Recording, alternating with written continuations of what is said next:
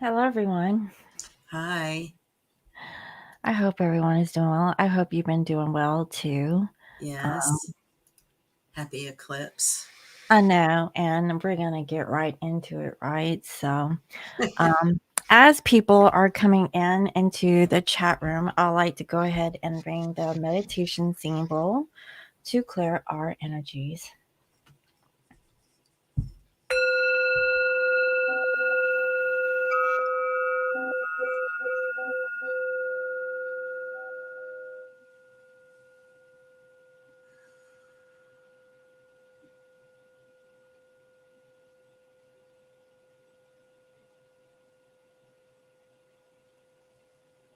All right.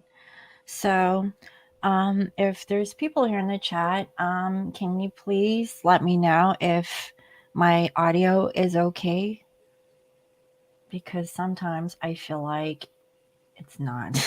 It sounds pretty good to me. Okay, I see that you're freezing up a little bit. Okay, you moved. So, Me? yeah, well, I see you moving now. You want me to rock? No, no, you don't have to rock. Like, oh my God. I know. I know. Hi, Lisa. Okay, so Lisa says we're good. I've been cutting grass. I might need to rock to not lock up. Oh, okay. Oh, Don't no. mind me. At least I'm Mhm. not in the corner sucking my thumb in the fetal position, right? I know, but with this moon, I mean, that might be a thing. So I guess, do you want to go ahead and get right into the, I guess, to the energy? Sure, sure, sure. So let's see, May 5th, 2023 is a Scorpio lunar eclipse at 14 degrees. Eclipses being the moon, this is very emotional. Scorpio is a penetrating type of water fixed energy. It's a very psychic energy, lot of metaphysical, paranormal elements to this kind of energy. You want to make sure that you are paying attention to your instincts because scorpion instincts are always right on the mark. And what happens is we tend to second guess ourselves and not trust that first gut instinct. And that's usually when we, go off the rails. So you might be inclined to make some really big changes under this energy. And eclipse energies linger for months, sometimes years. And um, there's a couple of philosophies in the study of astrology about how to look at eclipses in your chart. Some astrologers feel that unless it's right on your placement, making an aspect, in this case, anything you would have at 14 degrees, um, that it won't affect you. I've always had the philosophy that an eclipse and whatever house it falls in your chart is like a cat in a room full of rocking chairs. It's an anxious nervousness. The gravitational pull between the moon and the earth is stronger. Um, so all of the folklore and mythology that we know about full moons is greatly intensified right now. This has also been the week of Beltane, the old Celtic fertility celebration. Um, there's some different ideas about exactly what date that is. It's supposed to fall when the sun is at 15 degrees of Taurus, and we're 2 minutes shy of that tonight. So this would be a Beltane lunar eclipse. The deep meaning and mythology of that celebration is about cleansing. It's about the life, death, life cycle in all things. As it was celebrated in ancient times, fires were built huge bonfires.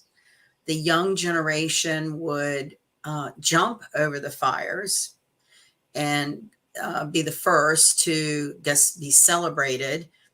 Uh, Whoever jumped highest were the first to go off to procreate because it is about fertility. And then the, I guess, middle-aged segment of the community would celebrate, and then the elderly would be celebrated at the end. So it was had to do with community and the interaction of all the generations as a support system to keep a lineage alive. Interestingly enough, we have the coronation of King Charles III tomorrow, and eclipses are historically associated with changes of leadership. There's a lot of controversy around the coronation, and it is breaking some traditions that have been held for centuries. You mean the stockings and stuff? Uh, the hierarchy of the church not being included, the bishops and the uh, earls, traditionally the classes of royals who were more involved in the past have not been involved now. Mm-hmm. You might think, maybe it's, and I don't live there, so people who are native to there may have a much more accurate perspective on this, but there's been for some decades some controversy about the monarchy. I heard the coronation is going to cost the citizens over $65 million. So there's that whole class sect distinguishment between the haves and the have-nots. There is rebellion about that in a lot of different areas of the world. So, we've been in eclipse season, and there's a lot of changeability in the air. We're in the midst of 5 planets changing signs: Pluto, Saturn, Jupiter, Mars, and the Sun. Again, more shifts. I think one of the most interesting elements of this eclipse lumination is the connection to the North Node. So the moon is kind of close to the South Node, which is past lives, karmic cycles. The sun, so when we have this lunar eclipse, we have a sun-moon opposition. The sun is in Taurus next to the North Node, which is futuristic, fated encounters, destiny, what we're here to do. I think that a part of Taurus that kind of gets left out, that I was reminded of recently, is agriculture. So we talk about Taurus a lot with being ruled by Venus, that it rules money, financial banking systems, and, material possessions. But it also rules agriculture and how we do our food, how we grow our food, how we produce it, how we manufacture food. There's been more and more, I think. Did you see that?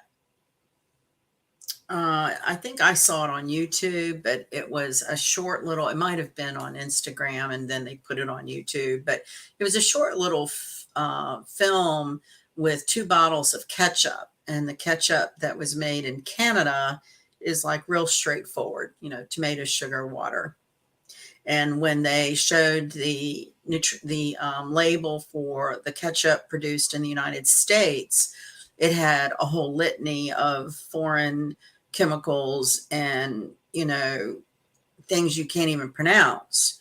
So for us to be seeing more of that come forward, especially when our neighboring country can do it differently without all of the toxins, I think that's where people get they boycott things, if they feel that it's been done wrong.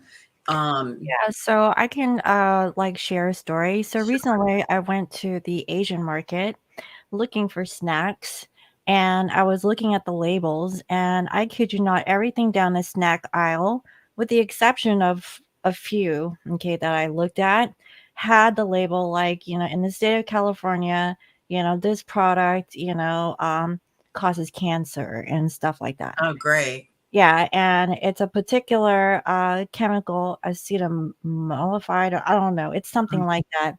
So it's in almost all of the products. I kid you not. Like even the tasty looking ones that you wouldn't think that would be affected. So I'm thinking it's the factory that is actually processing the snack items.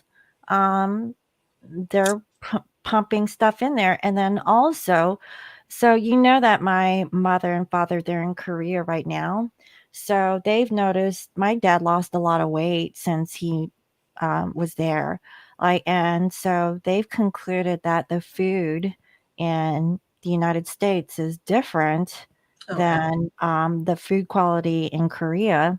Not only that, food is cheaper in Korea, and even the medicine. So there is like a psoriasis medicine that my father was taking in the United States, and he got injected with shots and all kinds of stuff. But like he goes to Korea, there's like this no name brand cream ointments that you could purchase at the local pharmacy, like maybe like I think it was like $20, and it worked like wonders. Wow. And so it's like, so I was like, so you have to like, get a prescription, and then they, pump you with all this stuff, and then it works half-ass. And Wow. then here he goes to a different country, and the doctor just recommended like an over-counter type cream, and that thing cleared away, within a matter of days. So yeah, there's a lot of crap here. Well, and I think there's a lot of politics involved with the FDA and getting um, processes approved, depending on the economic value. Well, from what I know also is that, having the organic label isn't 100%. For some of these vendors, they just put the label on there, and it's not even being inspected from what I know. And It just so, costs more money. well, It yeah, I mean, always, because I paid for my organic label on my product. well, I think if you were to follow the common thread, it comes down to the economics of greed. Mhm. Because I think one of the laws has to do with when you have to disclose the ingredients in a food item. Let's take something like applesauce, and that there's got to be apple in there, but there's going to be, 2% apple to, 98% uh, preservatives. But as long as there is any smidgen of apple in there, they're getting away with being okay. But it's very deceptive, just like health foods are very deceptive. Mhm. They don't necessarily benefit anyone, and a lot of it comes down to you. What does your mind believe? That's how. So Scorpio, this energy would also, when I say metaphysics and paranormal subjects, one of the things that comes to mind is psychic surgery.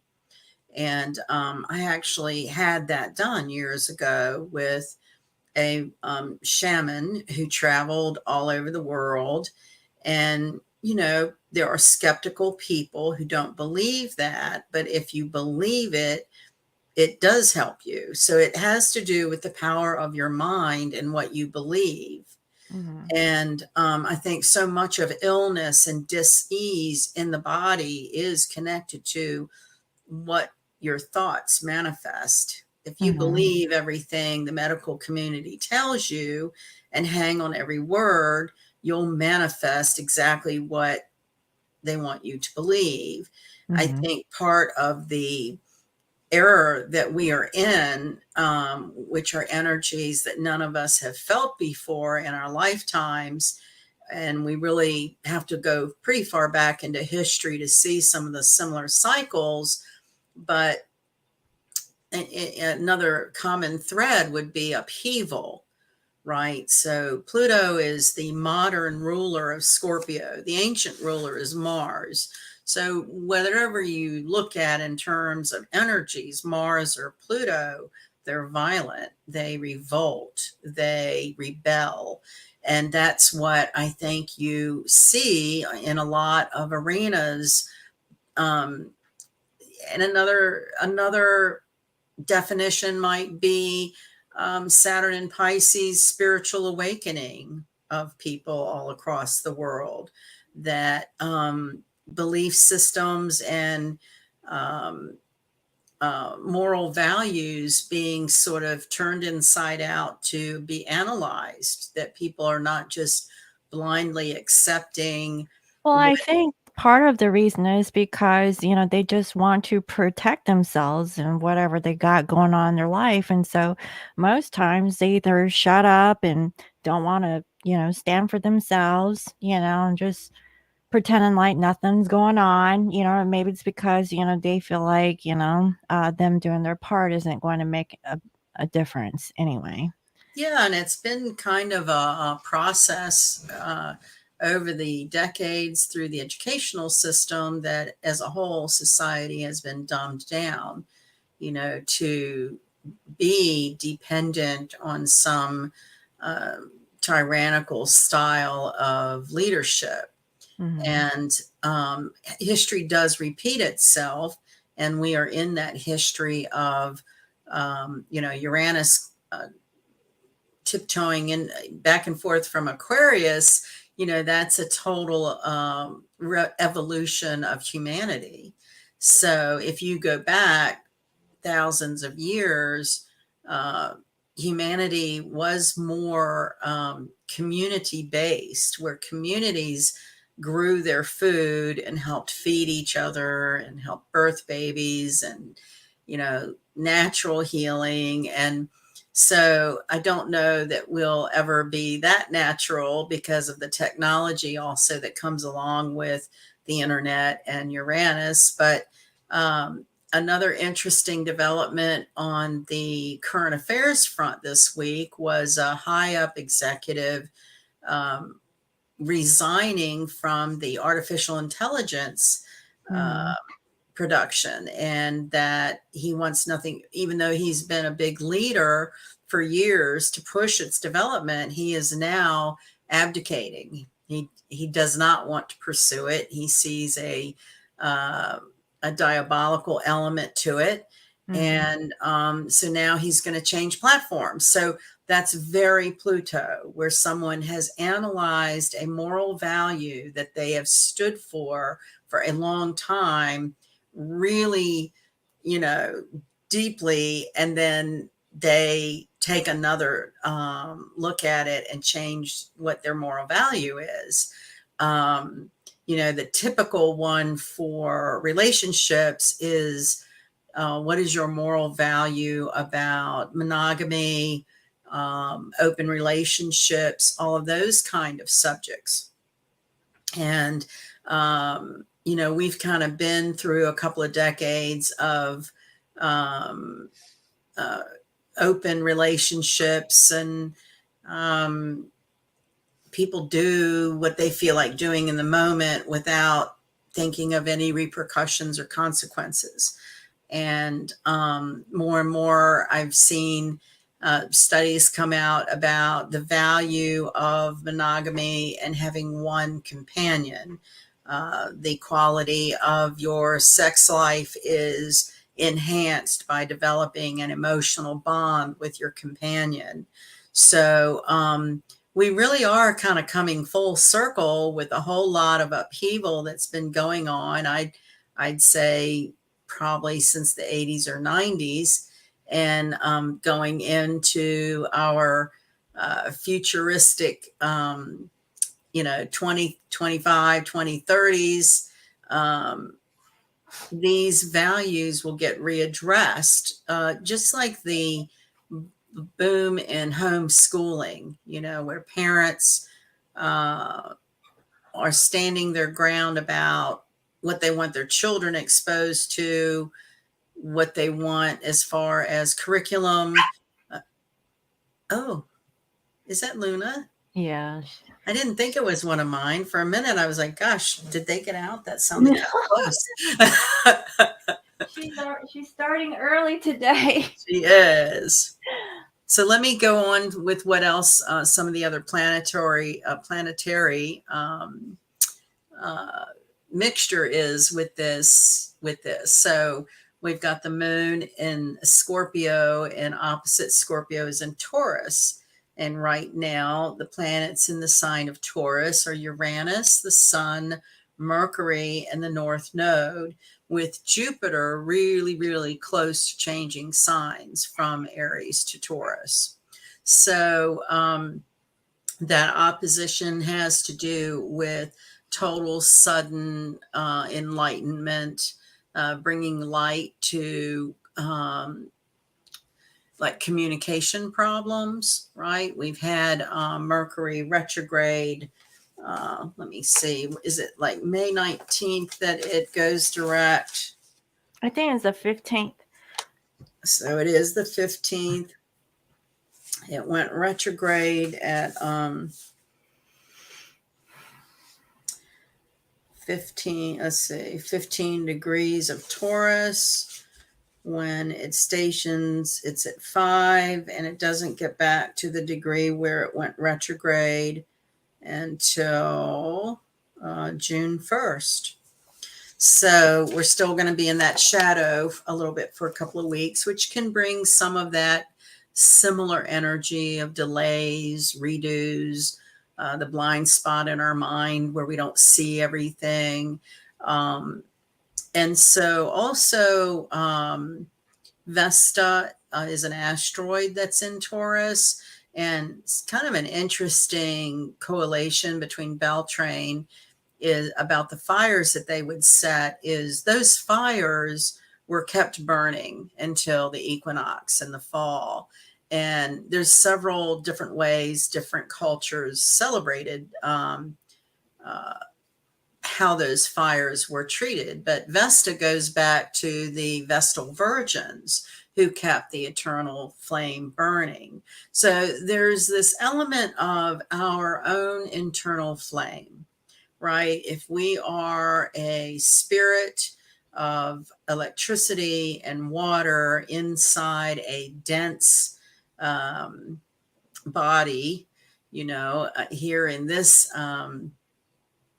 dimension, then what does that spark? I would meditate on like a spark, like a candle lit. Just meditate in a dimly lit room with one candle burning, and make your focus that flame, and see where your spirit takes you on that, because there's something about fire and smoke that cleanses us in many dimensions. So you could have some epiphanies with Uranus there. That's all about shocking truths. And Scorpio wants the truth. So I wouldn't be surprised if in your lives uncovered some kind of, dark, like dark sexual secret is what Scorpio would be. Or Scorpio's mind likes to know how things tick. It likes to analyze, the deeper, darker psyches of people. So you might discover something about somebody you're involved with that is their trigger, or their hot button, the thing that pulls their chain. You might see a lot of people without spiritual practices come unchained, or come undone. This is a nerve-wracking energy, just left at its druthers without any kind of practices to stay calm and cool and collected and meditate and breathe, doing the breathing exercises to, keep your energy in check so that you're not sort of uh, taken through somewhat of a whirlwind with all of the changes and shifts of energy. We've got, Pluto is still at that 0 degree of Aries, Aquarius, and we're all searching for, what makes you, what sets your soul on fire. A lot of what's happening in society is people don't want to just punch the clock and mark time. They're searching for something that makes them feel, that makes them grow in some new way, a lot more bravery, a lot more things that people are willing to take risks on, whether it be a person or a new idea or changing careers, changing partners. Um, I feel like in the romantic relationship part, um, people are going to feel compelled to confess, whether it's confess infidelities or confess, how unfulfilled they've been and just been kind of playing a role. And, that can cause a lot of disruption in people's lives, financial disruption, the sense of home and security. And so this is very spiritual, it's shamanic. You may study things like shape shifting or hear more about mysteries. For some reason, Sasquatch and Bigfoot come to mind. Hey, Uh, that's my hometown. yeah. Well, I think Shabaka's too. Well, and have you been living your truth? That's what this energy makes people think about is, um, are they, what is your hot button, whether it be in your work or your personal relationships? What is it that you're not going to tolerate anymore? It's um, some sort of like dumbed down energy where people just mark time, and the triggers of eclipses are basically, you know, breaking free from those zombie like existences and wanting to get real, wanting to at least have a conversation. Although I think there's probably a lot of yelling going on with these energies between family members and romantic partners and probably workmates as well.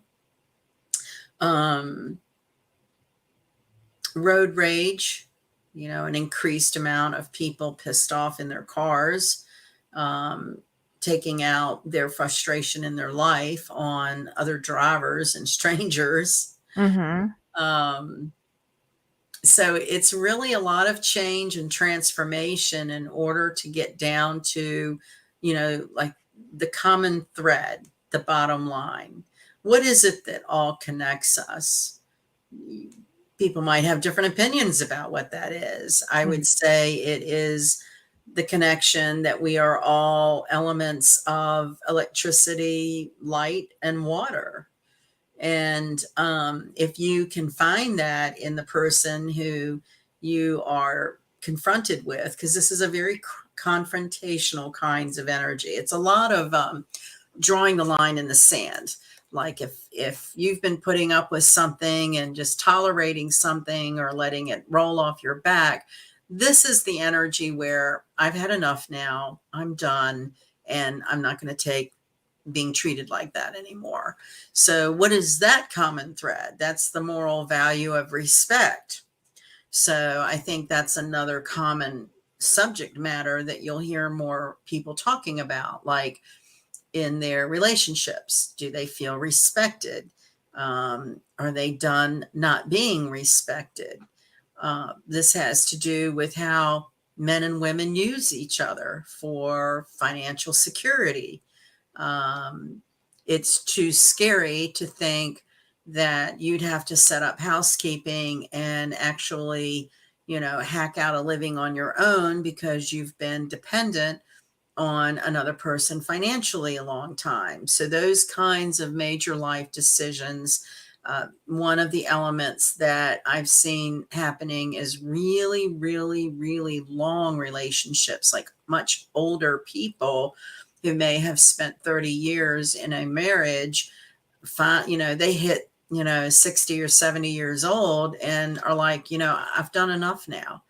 It comes down to, you've stayed together for the sake of the children or the family's expectation or society's expectation, and wound up feeling just like an empty vessel. And people want to feel, they want to start coming alive and feeling the miracles of the universe, quantum physics. More and more about space travel and, the mystery of what is Elon Musk doing on Mars, And I recently heard a documentary about, why haven't we pursued the question of why haven't we been back to the moon?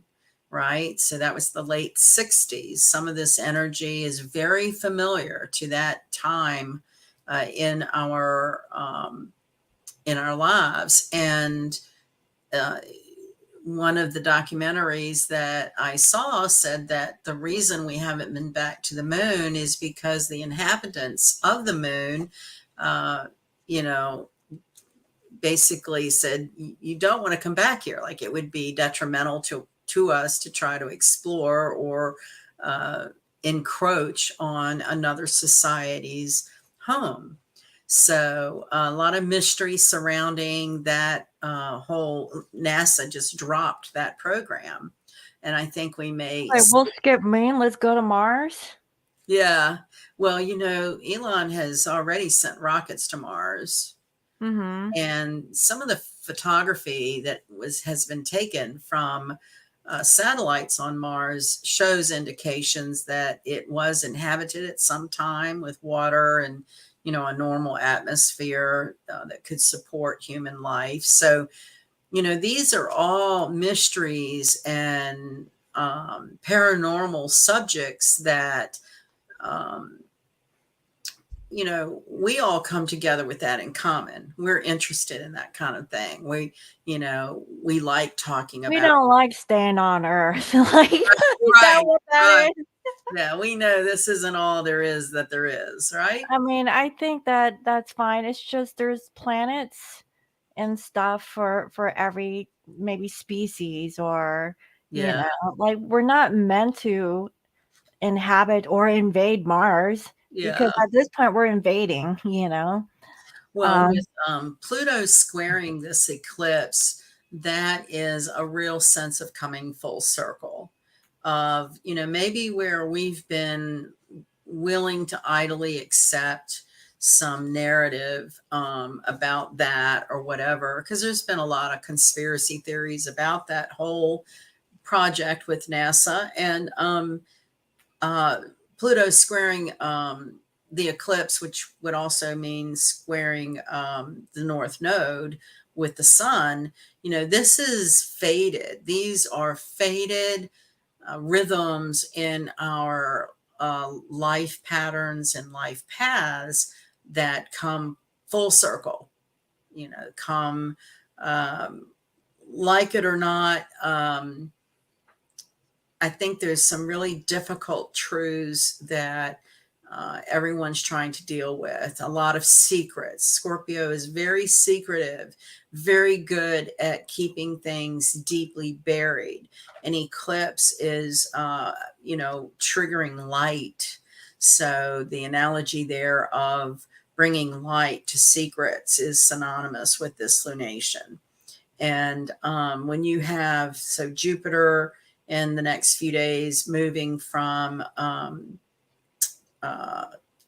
Aries into Taurus, this is an opportunity to expand your ability to do on your own financially, and build abundance through your own creativity. There's been a lot of focus for a few years on codependent behavior and toxic relationships. These are conversations that we didn't have 10 years ago. And so that's only going to grow. That's only going to become more of everybody wanting to be healthier in their various relationships with friends and family and lovers and coworkers. A lot of people have left jobs because they we'll call it a toxic atmosphere. These are new value systems. Pluto hitting Aquarius, Pluto squaring the North Node.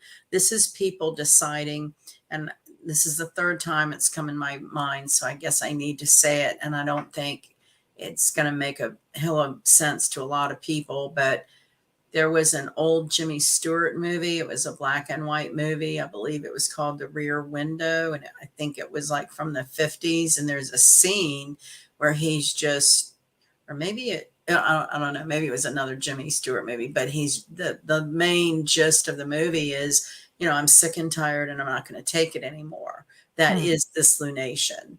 People deciding that, I deserve respect. I deserve to be valued, um, and having more faith that if they walk from an unhealthy situation, that they will be okay. And that's another new concept, that people have not relied on their own intuition so much, or instincts, to make life decisions. And it's scary and it's new, and it's a real test of faith. But Scorpio is about, going deeply into your soul, and something gets in you and just doesn't let go, in terms of your unrest, your thriving for more out of life, for more out of the relationship. um, I think a lot of people drawn together through this genre of twin flames, that is that is a big part of the element, is people making the decision to be alone instead of in an unhealthy relationship, and waiting it out, so to speak, that we're okay on our own, although we all naturally, I mean, it's human to want a companion.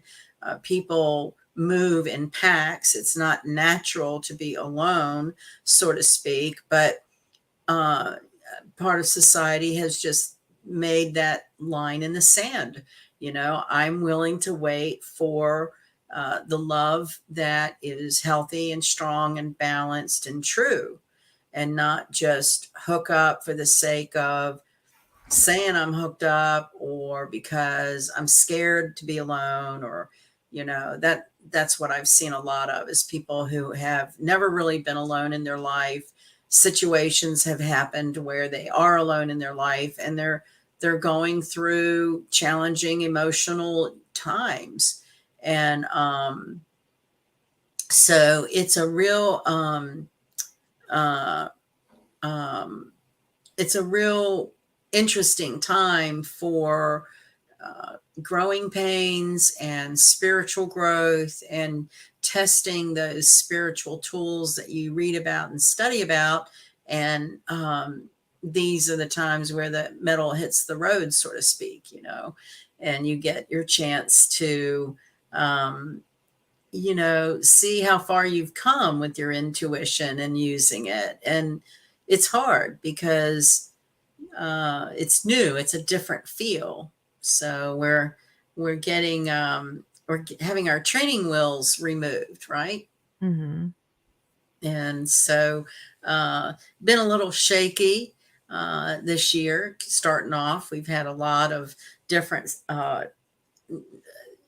different aspects that are new to us in this lifetime. And but when you look back through historical cycles, one of the common elements is revolt, where people are unhappy and they express their unhappiness to their leaders, and um, they start getting involved to make change happen. And so that's kind of where we are, is uh, kind of deciding, what is your soapbox? What is it that you feel passionate about that you can put your energy into and make a difference? Because they always say, one person, doesn't feel like they can do anything, but if every one person does something, that gets truer to their beingness, then that as a collective makes massive change. And Mm-hmm. I think there's so many people that are feeling these feelings that it is changing, and we, I think, are owe it to ourselves to embrace that change, and you know just really honor the thing in you, what your intuition tells you that you want to do or you want to be. And you might even surprise yourself with what some of those confessions might be. Mm-hmm. And it has a lot to do with, where are you on your life path? Are you starting out kind of, young and new from college or whatever, or are you in the midst of, middle age and a marriage and children, or taking care of aging parents? Or, are you on the other side of the hill where you've kind of had a long haul and you're wondering how, the remainder of whatever you have left will be? So everybody's all in a different part, but we're all similar in that we just want to feel like there's an authenticity to our existence. There's an authenticity to our food we eat, and to our water we drink, and to the medicines that we are prescribed. And so it's a lot of interesting shifts. It's kind of It seems exciting. like a lot It is. because everything is kind of interconnected in a way, and it has something to do with everything involved. Yes.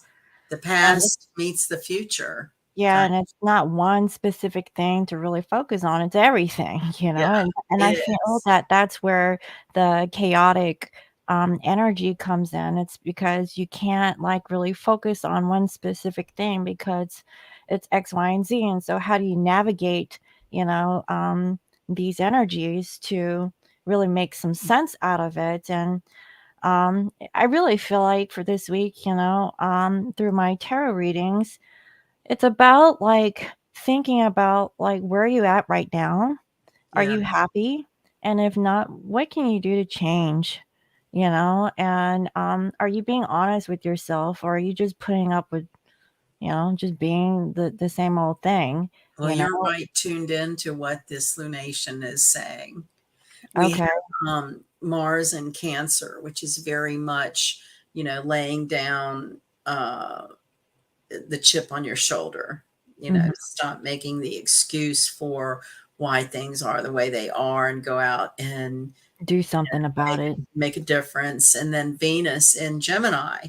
So that's a very fickle, flirty, flaky energy, and so that's what makes people more communicative to their lovers, is um, even if say they've met someone that, you know, Well, makes they them pay think more attention differently. to me than you do, but I bring home the bacon, honey. Yeah, So, like, what are you doing when I'm, busting my ass at work and you're not even, like, asking me how my day was, yeah, but you expect me to put out? Hell no. I Like, know. I saw another little short film. It was kind of interesting. I don't remember the woman's name, but the gist of it was, she had asked prostitutes and porn stars and strippers, uh, why do married men come to them?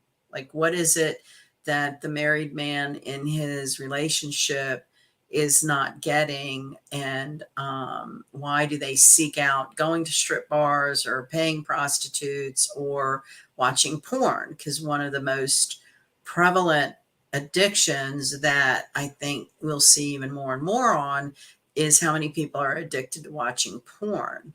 Mm-hmm. And that's very Scorpion, and it's a deep secret. Many people would never want to confess that that's been a problem for their life in their life. So Mm-hmm. there's a couple of elements to what makes someone addicted to watching porn. Number one, from what the porn stars report, was that it's pretty much fantasy, because what they do see in pornography is unrealistic. It's Mm-hmm. not how people's sex lives are behind closed doors typically. And so that's the first thing, is recognizing that, you know, that's not reality. Um, then also the element of not feeling like they were loved or received enough love. And for some reason, um, psychologists have said that a porn addiction fills some sort of void where someone didn't feel loved as a child, and it can manifest in that kind of addiction. I don't Mm-hmm. know. I'm just kind of repeating some Oh yeah, different I mean, I know one specific person. He told me he had a porn addiction, but his hey, get this, his wife was a prostitute. Well, in the prostitute's little report about why men who are in relationships come to them outside of the marriage or commitment is that um, the prostitute genuine, her job is to ask, what do you need today? How Mhm. was your day? What is it that, you need me to do for you today? And that was one of her pieces of advice to people in committed relationships, is to ask your partner, what do you need me to do for you today? Mhm. How can I serve you, Yeah. my lord? But it does connect down to that sort of nurturance as a child. And with Mars and Cancer right now, that is the warrior who wants his wounds nurtured. Mhm. Cancer is all about the mother energy and nurturing and self love. And so Mars is the warrior, that's the soldier that sleeps with his armor on. With it in Cancer, Mars doesn't like to be in Cancer because it brings a vulnerability to their energy that is scary, and that is what intimacy is all about, right? It Mhm. is letting down your guard to trust someone with your most vulnerable self, in hopes that they will not Use just it against them, yeah, like yeah, manipulation or right. So uh, this is all about what this lunation is about, is trust and intimate relationships, learning more about mature intimacy, that just having sex with somebody is not intimate. Um, you might seek out more like therapy kinds of deals about relationships and sexual healing. This certainly has been a trend for quite some time as far as astrological signatures are concerned, regarding, give up the ghost. Whatever wounds you've been holding on to or projecting onto potential partners or playing out in your friendships and workplace, it's way past its time to go.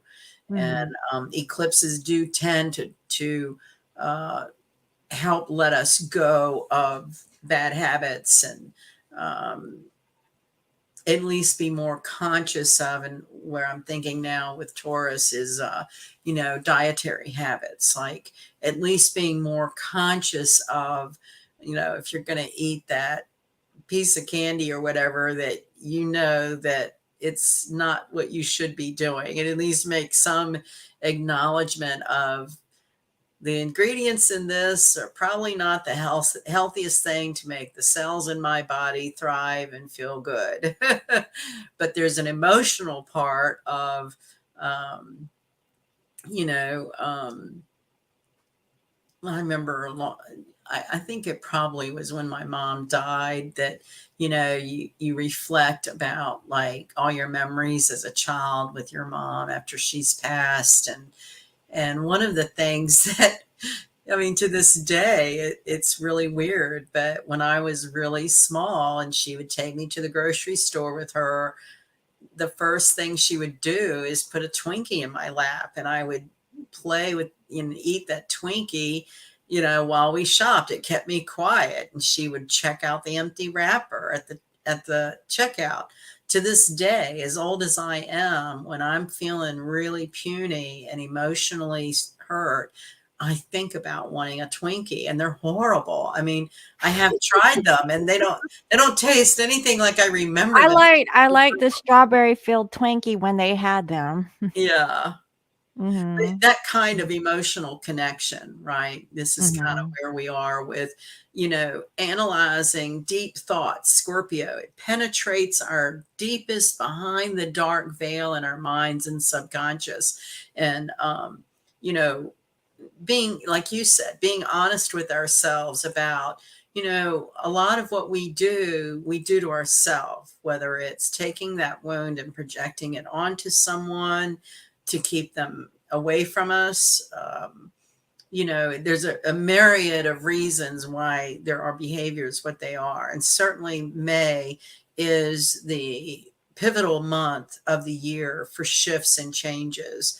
And for the rest of the year, there really is no going back to that comfortable, fuzzy little cocoon. We are out, we are reborn, and we are trying to figure out what our reborn self is about. Mhm. That's just like being, transformed into a cocoon, into a butterfly. You can't stop the process, it's gonna happen. You like so, And, um we were talking before we came on about it. It's been a weird week. It's been, mhm, a lot of different shifts of planets and signs. We've had the eclipse of April 19th still sort of vibrating.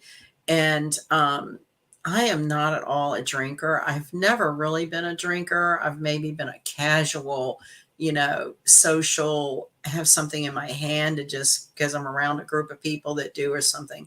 But I will tell you, when I got home from work today, I just wanted a drink, just to anesthetize the churning and the you know the uncomfortable feelings that have come up all week long from one thing or another. well, And maybe a little bit of whiskey won't hurt, yeah, okay? I think so. Or, what they call Out it of in your body. area, some Southern comfort, you know? I had a friend one time. I was at her house with another friend, and she's like, "Hey, you want a um, pudding shot or something?" Okay, so she took like I'm trying to remember. It was, I think it was chocolate pudding. And instead of using milk to mix it up, she used vodka, Mm. cherry vodka. That's right. It was chocolate pudding with cherry vodka. Put it in ice cube trays and froze them. Oh. Those things were fabulous. I mean, that sounds good. It was a cherry chocolate shooter, Mhm. a cherry chocolate pudding shooter, right? I had two of them and I was buzzed. Gone.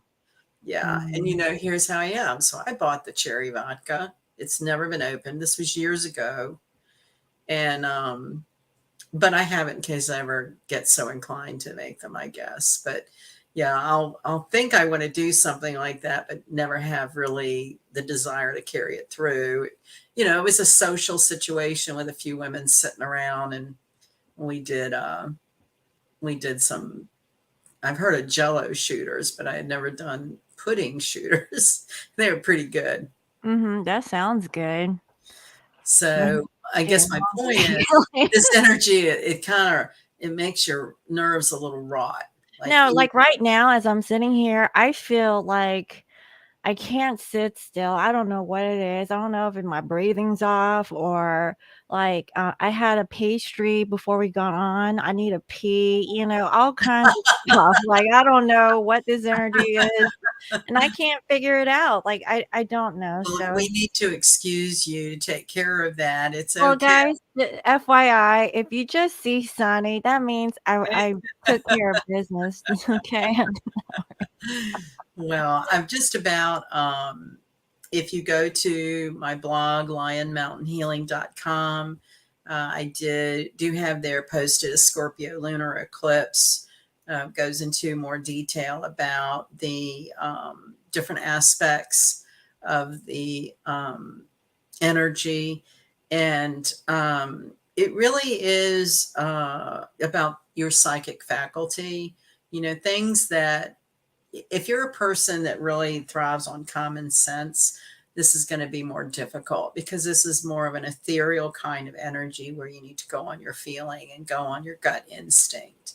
And if you haven't had a lifestyle of doing that, it's very uncomfortable. Mhm. And, a couple of times lately, a movie has come up in conversation and it's coming in my brain to share it with our group. It's an old movie called Shirley Valentine. And it was a woman in, like her mundane, middle-aged life with her husband in London. And they worked and did what we all do, sort of on the treadmill of work, pay bills, work, pay bills. Mhm. Mhm. She joined a group of women friends on some tour. Her husband stayed behind and went to the Greek islands. That And sounds like you. Are you talking about I you? know, I know, but I came back. She never Oh, came okay. back. All right. Tell me the story. Go And, ahead.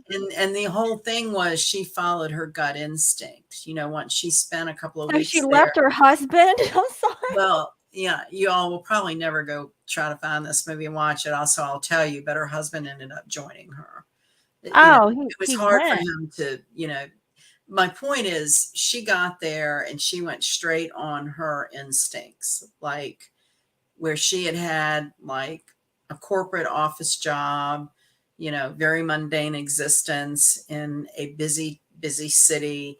And she gets over to this somewhat desolate island and starts waitressing at a little, villa place and much more simpler life. And she got all packed up and she was with her friends at the airport, ready to come back. And her intuition just told her, no, I'm not going back. And so it was very disruptive to her family and her husband. But she just knew in her heart that this is what she needed to do. She She was needed middle she needed aged, olives and sunshine. right? And vino, and, fresh air and salt water, Mhm. very Mhm. simpler living. And Well, that place is close to Atlantis as we know it, right? well, that's so funny that you brought up Atlantis because I recently saw a show on that, and they were putting it in the Atlantic Ocean. So the Greek Oh. islands are the Aegean Sea, Mhm. but I'm not so sure that there haven't been many civilizations that are underwater. So it could have been, there's Lemuria there. Then there was also this. I love watching History Channel, and just watching all those little things. Coast to Coast is another one that talks about aliens and phenomenon that doesn't make any sense that people have gone through. Mhm. And but they were talking about how they found evidence of the pyramids in the Midwest of the United States. So that would like blow a few minds Well, to I think there's more than what is publicly known to the right, world. right, Like, there's more than those sets, and, basically from the source that I kinda follow, um, they are from other civilizations, right. not of this planet. And there Um, we go with time travel. So Saturn in Pisces and what we are experiencing is a lot more about just that mhm, dimensions of time and quantum physics, and things are not how they appear or how we've believed them to be. So mhm, how well, so the element of how well do you handle change, right? If you're a person that is real fixed and has a really hard time with change, this is probably going to be a little more upsetting than if you're more air and, love adventure and, you know, mhm. open. So everybody's makeup is a little different in how they handle change, but it is here. It's not like we're going to stop it.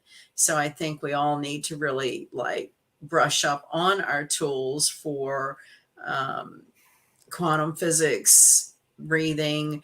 There is some patent I was reading about, which is sort of rebirths Tesla's free energy work that he did. And, some think that he was actually killed for it because, the money that it represents to charge people for electricity Oh, was well, just, we all know that we're being extorted right now yeah, for elect elect everything. yeah, everything. Everything. And so if you look at it that way, it's kind of exciting to think that there is a revolt and things can be done differently. Imagine if we lived in a world where all of our living expenses was, like, totally free, and I mean, like, water, shelter, food, all of those things that we go to work for, so that we can make sure that we have, like, you Or know. that your work is your soul's destiny and very fulfilling. Mhm. North Yeah. Node, that is where you find what sets passion to your heart. What Mhm. is your gift and why are you here? And what do you offer humanity? A lot more creativity. There'll be a lot more artists and, music Well, and I don't know because now with AI, it's taken over. well, and so then there's that moral value, Pluto being challenged, with Mhm. more and more people pushing back against the advancement of AI. So I don't know. I think that AI can be useful, if you know how to use it, but again, like, the reasons why that guy stepped down was because, um, everything is fake, it's not real, and, he now we feared that can't it would become too powerful. now we can't really discern what is real and what's fake. I had a good friend last night talk about her daughter who this girl is, I think, around 45, 46 years old. And she was a paralegal till she was like 35 or 38. And then she went into law school and she went ahead and finished getting her license to practice law. And she's now a lawyer. So she Mhm, waited way into, her career in life to um, shift there. Right. mhm. And so she's very difficult personality. She doesn't treat her mom great. And You said 38 or when she had isn't that the Saturn return? 28 is the Saturn. 28? Yeah. Oh, okay. So I don't know I've never done her chart to know what that was about. But Mhm. um, anyway, so sorry, I'm losing my train of thought. So it was about She ego had no was a idea. lot of it. And the her mom was just always a country simple woman, and this daughter has always been very condescending to her mother because she's not what she considered educated. Mhm, But my friend, who has lived very fulfilling life, she's up in her 70s and had a great family and lived out in the country, somewhat self-sufficient most of her life. She started out in an orphanage and Mm-hmm. separated from sisters. So she came from nothing, and in her very uneducated, simple ways, has a very fulfilling life. And Mm-hmm. her daughter seems to always criticize her mom because she didn't get a college degree. And so when she was talking last night about some of the stuff her daughter was saying to her, and my friend was saying to her daughter, but I have the gift of discernment, and that's what triggered this memory, as you said the word discern. And Mm-hmm. here is this educated, practicing lawyer who says, what is discernment? What do you mean? And I actually had to look it up for the definition. And I thought Mm-hmm.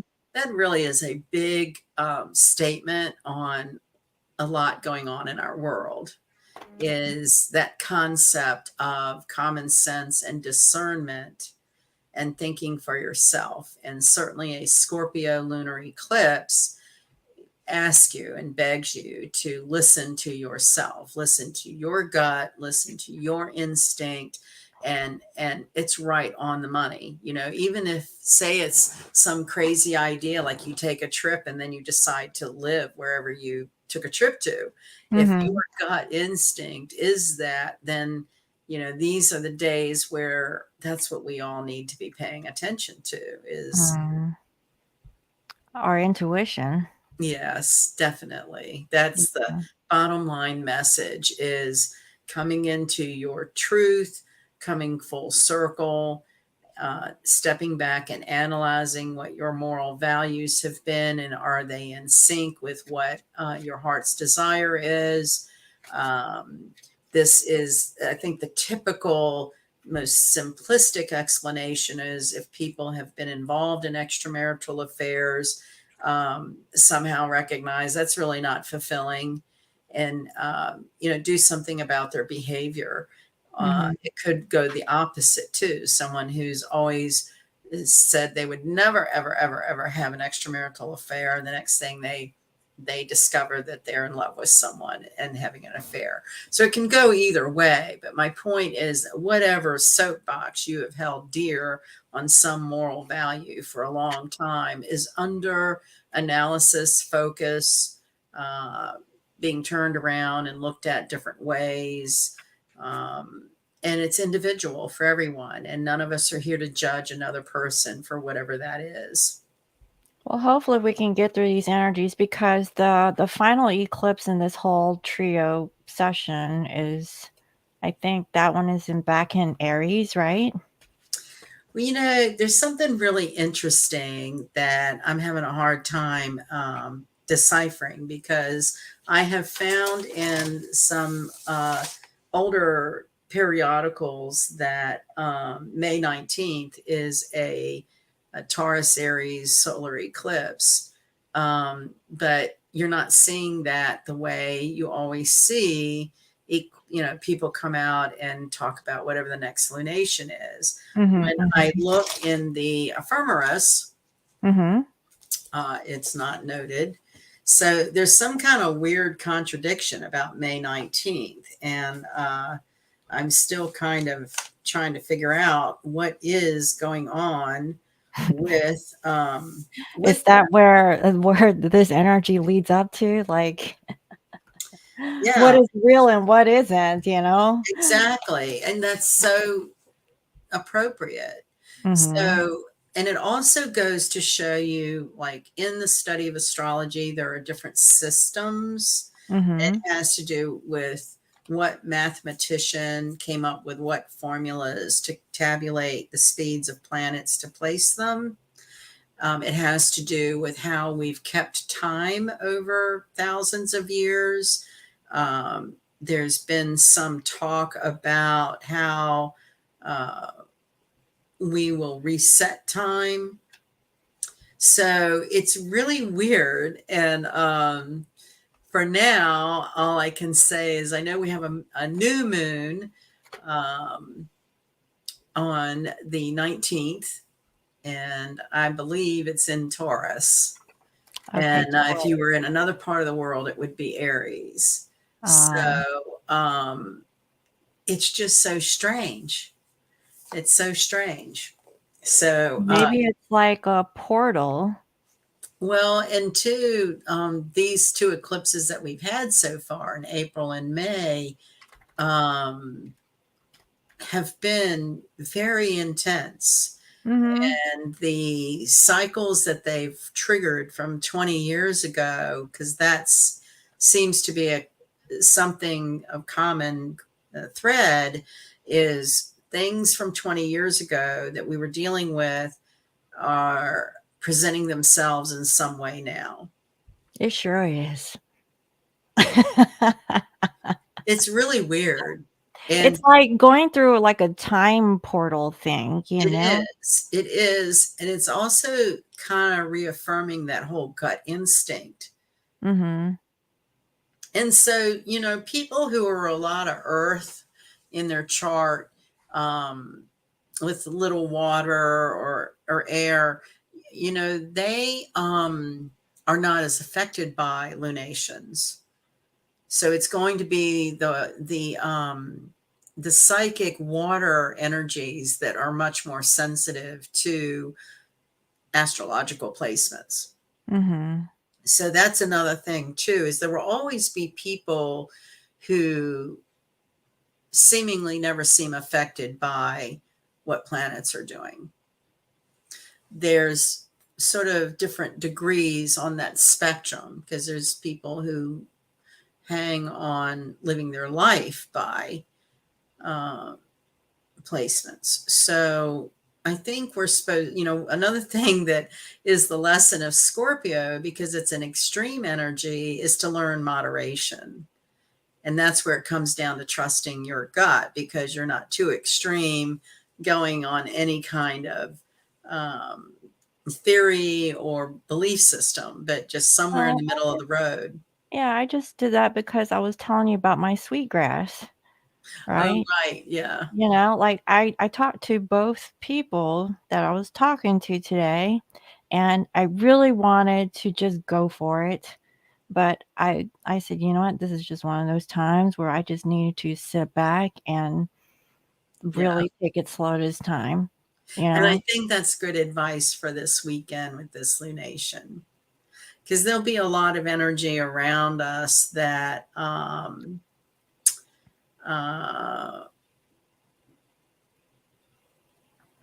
are going to be more volatile. So the more laid back and calm that we can be, and not, like feed up into that chaos, the better. Um, Sometimes, I think you've heard it spoken to like star seeds, or, um, light beings. Like, it's an energy here to ground others, right? And I Mhm. use the word ground loosely. So, some of us have to just stay um, somewhat calm and resilient to the chaos around, because somebody has to stay in a you know what I'm trying to say? Yeah, someone has to do the dirty work. Yeah. You know, like, if you know if you're strong enough to understand that, this isn't a time to be, you know, I don't know, up in the ethers. It's time to really just get planted down into your environment, do or your you're mi- just do your mission, do your yeah. spiritual mission. And for so many of us, it really is just being here to help others transmute really difficult energies. Yeah, And I mean, I guess what you're saying is, there's some that are a leader, and I'm not saying that there's followers, but there are followers, but those followers are to absorb what the leader is, trying to convey so that they can spread their light towards other light beings, or and other then people. a lot of it is the death of the ego in society, Mhm. right? Yeah, That it's not about I, or me, or feeling like, well, I'm special, so, let me shine my light, and not really forcing your ideals or opinions onto other people. I really feel like it's energetic. It's either you do or you don't connect with other people, and they can either take it or leave it. So I feel that everyone is on a different level there. You It know. certainly is, and it is definitely becoming apparent. There are many dimensions to our reality. Mhm. I guess what I'm speaking to is, we all have them in our lives where they're just very three-dimensional people. Oh They yeah. never ever consider anything paranormal or anything ethereal. And I think a lot of us, our mission is to Oh, are just, you talking about dense people? Sorry. I didn't say that. I did. I like to use the term 3D. Oh, okay. The 3D, they're 3D and no Okay. other dimension exists. And then there are those of us that can't hardly stand to stay in the 3D. But for Mhm. some really morbid, life mission reason, we're here. Mhm. And Mhm. suck it up, buttercup keeps coming into my brain. And that has been the saying on my brain for 2 weeks. Is Mars in Cancer likes to whine. I think I Mhm. told you that the other night. It's like, could I have some cheese with my wine, please? Because Mhm. I just feel really whiny, you know. Um, but yet, whenever you're feeling that way, if you can just think about how grateful it is just to have your health and to be able to breathe and be viable. We have to be strong for those that are not healthy and are struggling with very real uh, life and death situations in their realities. So, Mhm. Scorpio is a fascination with death. Scorpio people, will seek out information about near death experiences. I think one time I shared with you all the book I won at a astrological conference, the death experience, and it took all these charts of famous people and when they died and how they matched up to their birth chart as if it was some kind of dial that once the planets and placements return to where they were when you were born, that's your portal to exit and that you never really die. It's just an ongoing energy of spirit, of light, electricity, and water. So, Mhm. um, you know, who really knows? I guess that's the thing. Who really knows? And we just have to do the best we can with what we do. Feel comfortable is our truth, right? Uh, and it's okay. Like the lady I was talking last night about how ugly her daughter can be to her about, and she actually has more depth to her than her daughter ever will. And but my friend doesn't believe any of this stuff about paranormal or metaphysics, or that's just not in her, how she grew up, or she is you know very spiritual in a different way Mhm. and has always lived very simply. I'm not going to say, like Amish or Mennonite, but very close, I to don't know, but those Amish people, they know how to throw down. I'm they do. sorry. They have Yeah. they've got it, they've got it figured out with being self-sufficient. Mhm. Like that was the most amazing thing. Like when I visited the Amish community in Pennsylvania, like I got to eat their bread and I believe it was their peanut butter, their homemade peanut. Oh my god. Mhm. Yeah. It was good. I was like, wow, I've never tasted anything like this. And to really ride through their community, I thought I was on a movie set. Like, they wore, like, the suspenders, and the girls, they wore the little hats, and I'm like I kept looking around like I was obviously like a tourist, Yeah. and I was just so amazed because I felt like I was going back into time where, they're riding their little buggies and stuff, and they're like, Well, it's been, I think, 2006, I think, 7, something like that. I had a pretty major kitchen renovation done, had a wall taken down, and I wanted an island, but I Mhm. didn't want to replace my cabinets. I just was going to try to clean them up. So I wanted an island that would match cabinets that I guess at that time are 30 years old. And we do have a Mennonite community not too far. And the contractor that I had said he was going to have them build the island. And he took one of the doors from the old cabinets. And it took, I mean, the joke became we're waiting for the buggy to arrive because it was like 9 months. And my kitchen's like a campsite, just completely torn apart, waiting for this island. And, but Lord, when it came, it did match exactly. They're very talented people. Mhm. Oh, yeah, I purchased a piece of wood. It's like a wall piece where I can hang, like, stuff, Yeah. and, it's like a decorative piece, but yeah, that was like my little memento, Yeah. buying, like, Amish wood.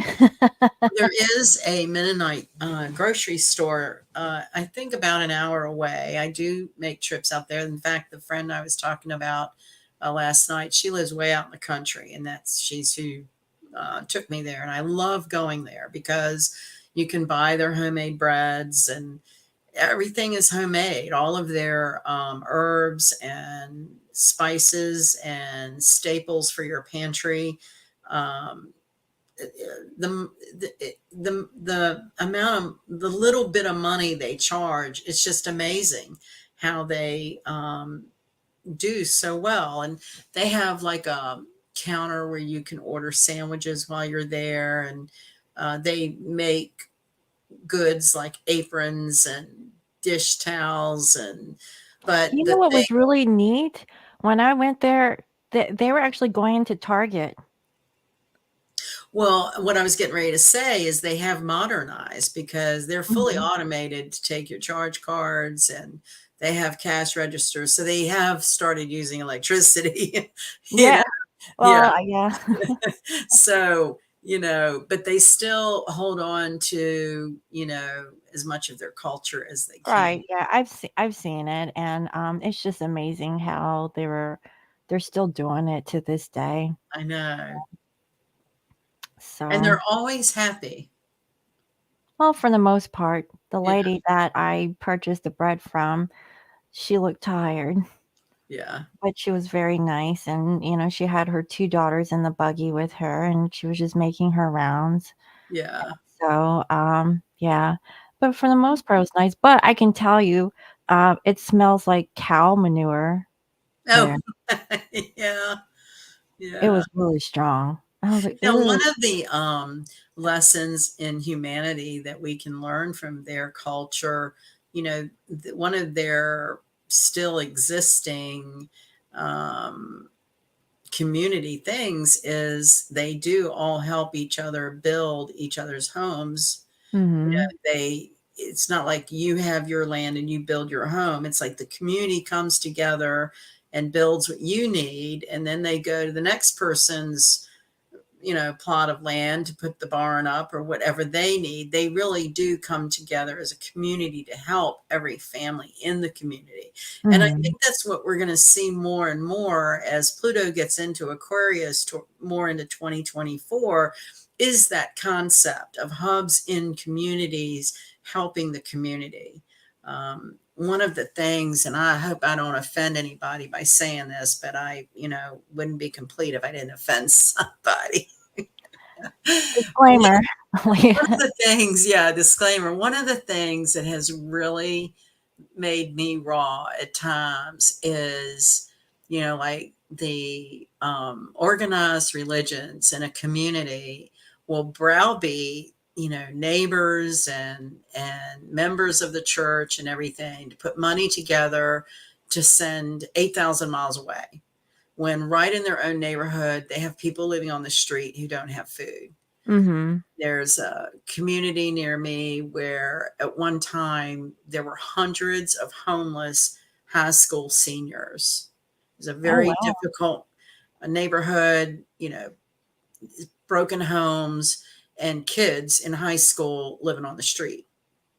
And, there's some really big churches right around there. And, they would push all these campaigns to pull money together to send anywhere else.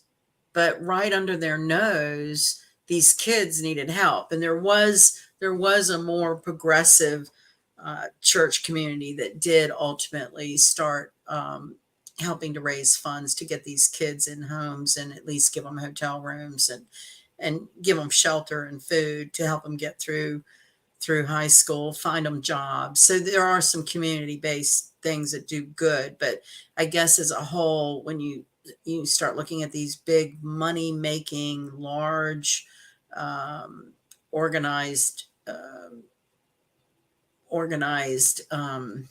entities, Hmm.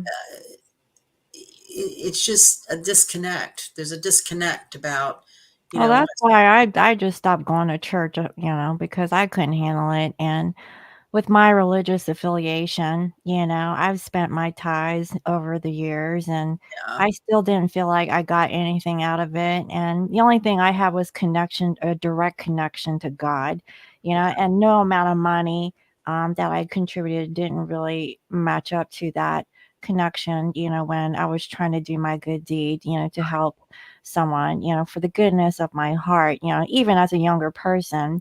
But yeah, so like back in North Carolina, where I was originally from, there was like a Baptist church, um, that actually gave out bread. So, that was a good thing. So, I mean, I knew that because my dad, he fixes the heating and air for that church, and he would grab a loaf for yeah, himself. Like he didn't have any shame. And yeah, I said, "Hey, Daddy, where are you getting this bread from?" Well, the church is giving it away. I right, was like, oh, okay. So, like, every week, he would go grab a loaf because they would get it by the truck full. right, So and some of these places, they have, like, canned goods and stuff that you could, to get, and so I did notice that in my community, and I'm not speaking for every community because I know that different, churches are different everywhere, um, but I've noticed that there were some churches that were legitimate in helping their community. And they did make a fairly good amount, like millions of dollars. I'm not gonna lie. I feel like, a lot of people made contributions, but there are other churches that were more like for show, and a lot of people gravitated towards those types of churches. But again, you hear about what, yeah, we're sending this money down to South America and blah blah blah, and there's no follow through. It's not like, you see like actual footage of, where where's your money this, going? yeah, you just So get, oh, another historic cycle of the eclipse season we're in this spring is similar to King Henry VIII in the 1500s, where he was the monarch that started the whole separation from the Pope with the Episcopal Church. And that was scandalous, it was political, and the concept there, and what made me get triggered by what you said, the memory triggered because you said about your direct connection to God. And mhm, that was the whole premise back then, was that the Pope would say, you have to come to me and speak to God through me. And then these alternate denominations broke off with the concept that, I can speak directly to my God. I don't need an intermediary. So that was a whole big religious revolution mhm. centuries ago. And we are in similar energies. And one And of it's the kind of things, ironic how, like, the religion is still, like, holds some sort of political power, right? well, the Um thing that has been coming up that it will see more and more are the corruption of the large, wealthy churches and the Mhm, church leaders who have been, squandering money, embezzling money. It doesn't go to the charity or whatever they proclaim that they're Oh, you collecting. mean the golden tabernacles and stuff that they have on the altar? Yeah, yeah.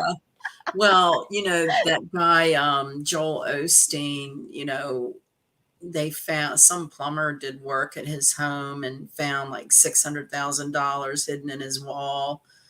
And, I don't know if you've ever seen a picture of his mansion, but it looks like the Biltmore Hotel. I mean, A mansion, you say?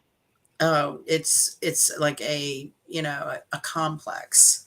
Mhm. And there's been several that have come up recently, and that's part of this energy that we're going through. That's part of Pluto making you reevaluate your moral values. So people who have been diehard, regular church going people, might find out those secrets that are dark and Well, I mean, unsavory. I'm not gonna lie. I do know, like in the South, there's a lot of pastors that can actually formulate their own church, and these are more or less the non-denominational churches, and I call them like pop-up churches or whatnot, and they have like the whole Yeah.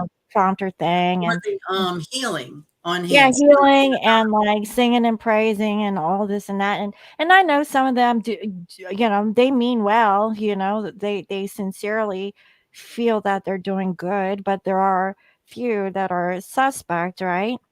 Um, Well, and and this energy with Scorpio has to do with what we're talking about. mm, It's about spirituality.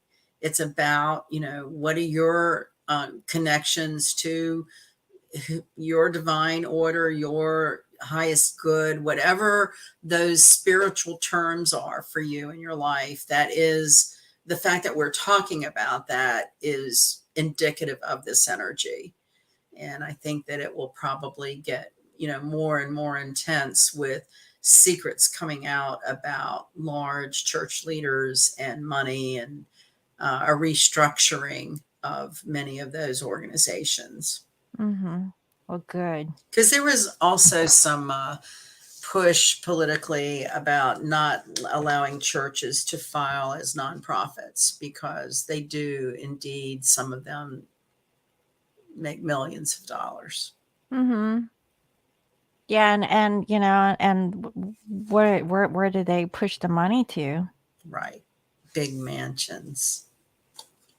Mhm. Just like that one time when I was living in Atlanta, that pastor, like, slapped on his freaking fake collar, you know, and he goes, "Hey, it's time for the donations," and everybody's like, "Yay!" Like, waving the check in the air, and I'm like, "Have you seen this? This place don't even have holy water. Oh my god." It's really sad how fake so much is that we want to There is a believe. lot of fake in this world, and it's like, what is real and what isn't? I think we're slowly but surely going to be shown that. Mm, well, I hope so. What deck did you pull out today? So today I pulled out Tarot de la Nuit. And I have the Fate Shifters. Yes. Okay, got it.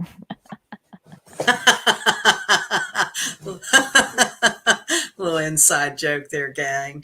I know. Well, I couldn't read the box. I couldn't find my glasses. I didn't have enough light on. I couldn't read that to save my soul. And then I figured out it's the Fate Shifters. So so, Aries for the Scorpio lunar eclipse. What do you think? What do you think? Whoa, hmm. whoa, Well, I mean, according to this, I have Eight of Wands and it came ooh, up in reverse. ooh, and I got Two of Cups. Oh, beautiful. Yeah. Well, that's beautiful, but with the Eight of Wands in reverse, this is holding back, communicating that Well, we you love still have someone. Chiron and Jupiter in Aries, so that's kind of That's a very freeing, wanting their freedom, travel. Maybe this is talking about in a relationship, the relationship changing. Mm-hmm. Maybe you're holding back and second thinking about, do you want the relationship or you want something else? I mean, really, go with what you want. It can How do also you be feel? travel, taking the relationship on some big foreign trip. Mm-hmm. So my boss leaves in 2 weeks to something that I had never heard of, and I looked it up. Mm-hmm. It's, it's an exclusive French barge cruise. Oh.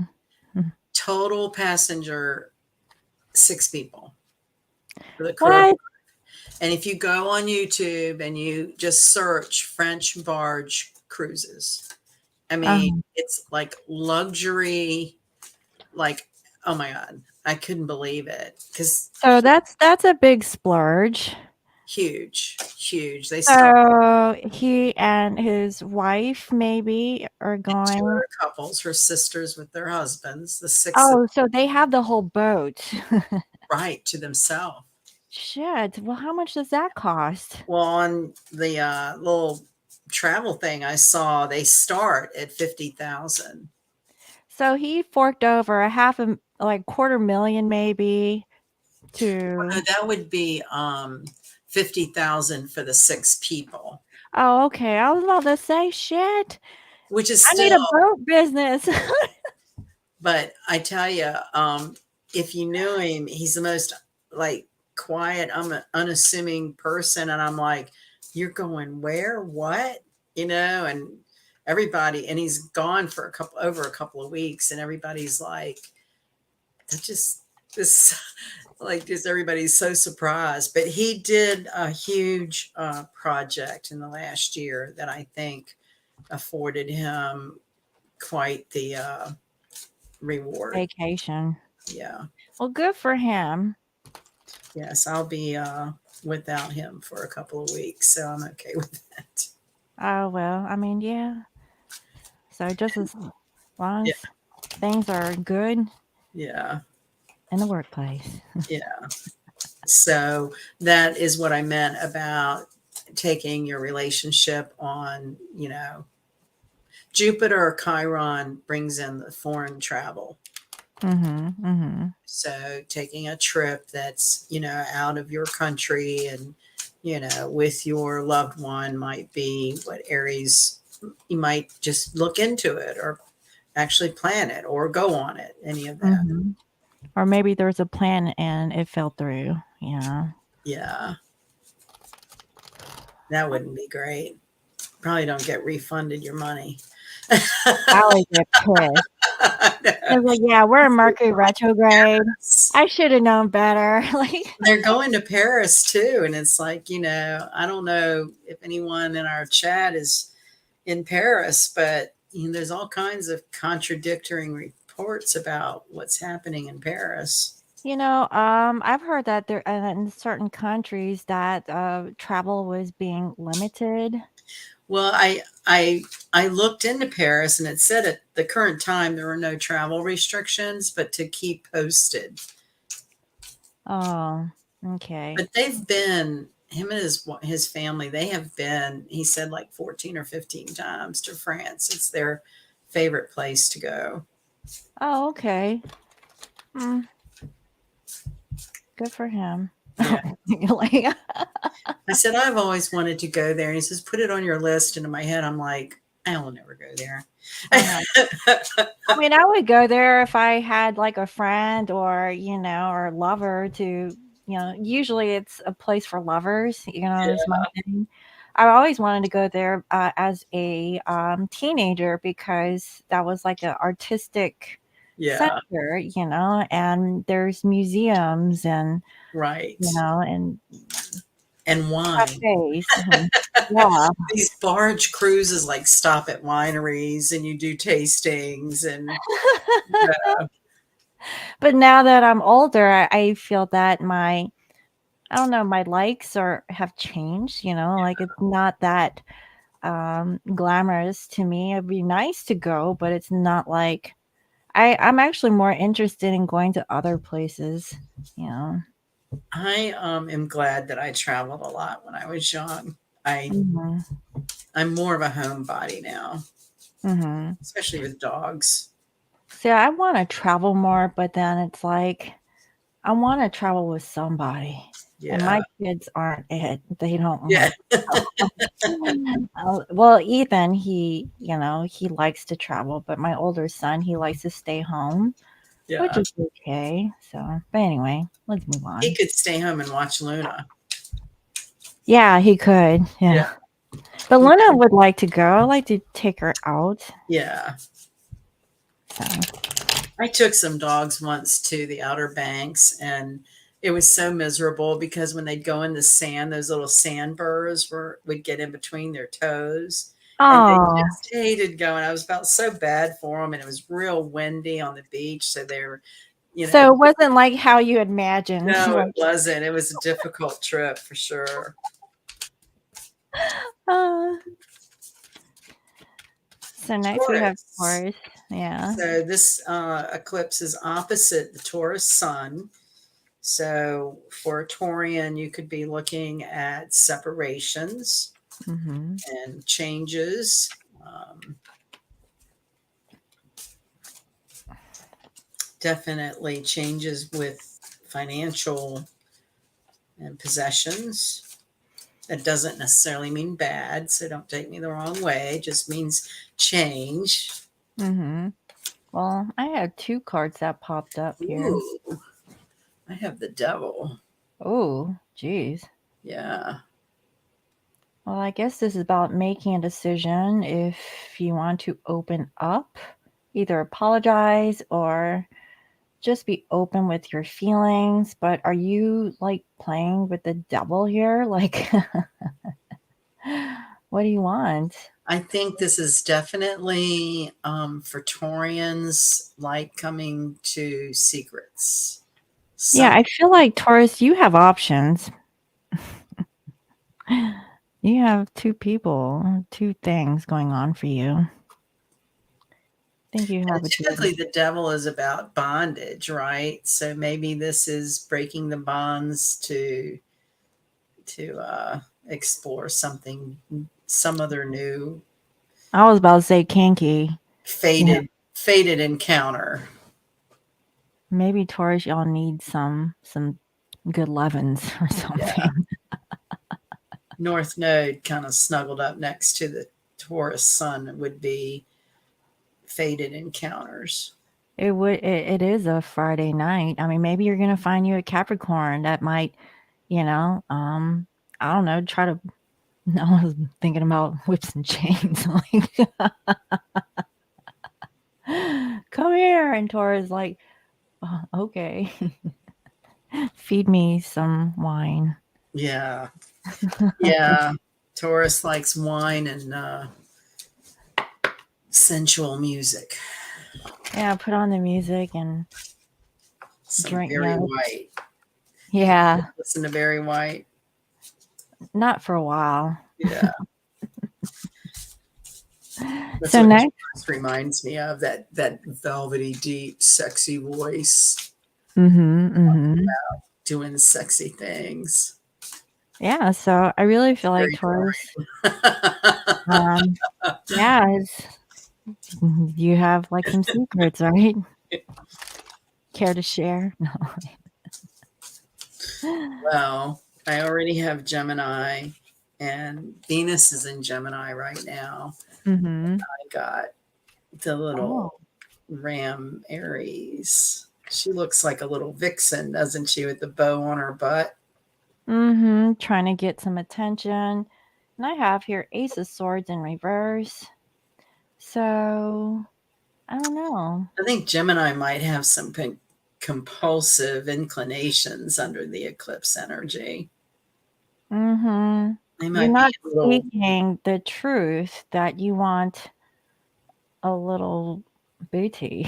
Like, yeah, this is more like party energy and ram it through. Don't think about it. Just do be, it. yeah, hot headed. Just grab and go. Grab and go, brew through. Uh, you know what? I've seen those over on OBX. Yeah, they are. Yeah. Yeah, I've never seen it. That's the only place I've seen a brew through. I They're was kind like, of what? wild, aren't they? Yeah, you just drive through and get Snacks. your Yeah, beer. that's Like, right. you don't even have to get out the You car. get your cigarettes and everything you need, your little snack attack. I know. I was like, That's the only man. place I've ever seen them. Oh, on OBX. Yeah. Oh yeah, yeah. I've seen those there. I was like, what is this? Is this how the elite roll? No, Like they I just, think it's hey, how the I'm going to surfers this roll brew through, like because we got to what? get back to the surf, So it's like, come on, got to grab and go and get back to the beach. Man, I think it's funny. So next we have Cancer. So Mars is in Cancer right now, and that's an exasperating energy right there, boy. Oh, and I have the Angel de la Nuit. What's I have Angel? the Seven of Cups. Hmm. So Cancer, I don't know, you might be feeling a little emotional or maudlin about memories and unfulfilled emotions.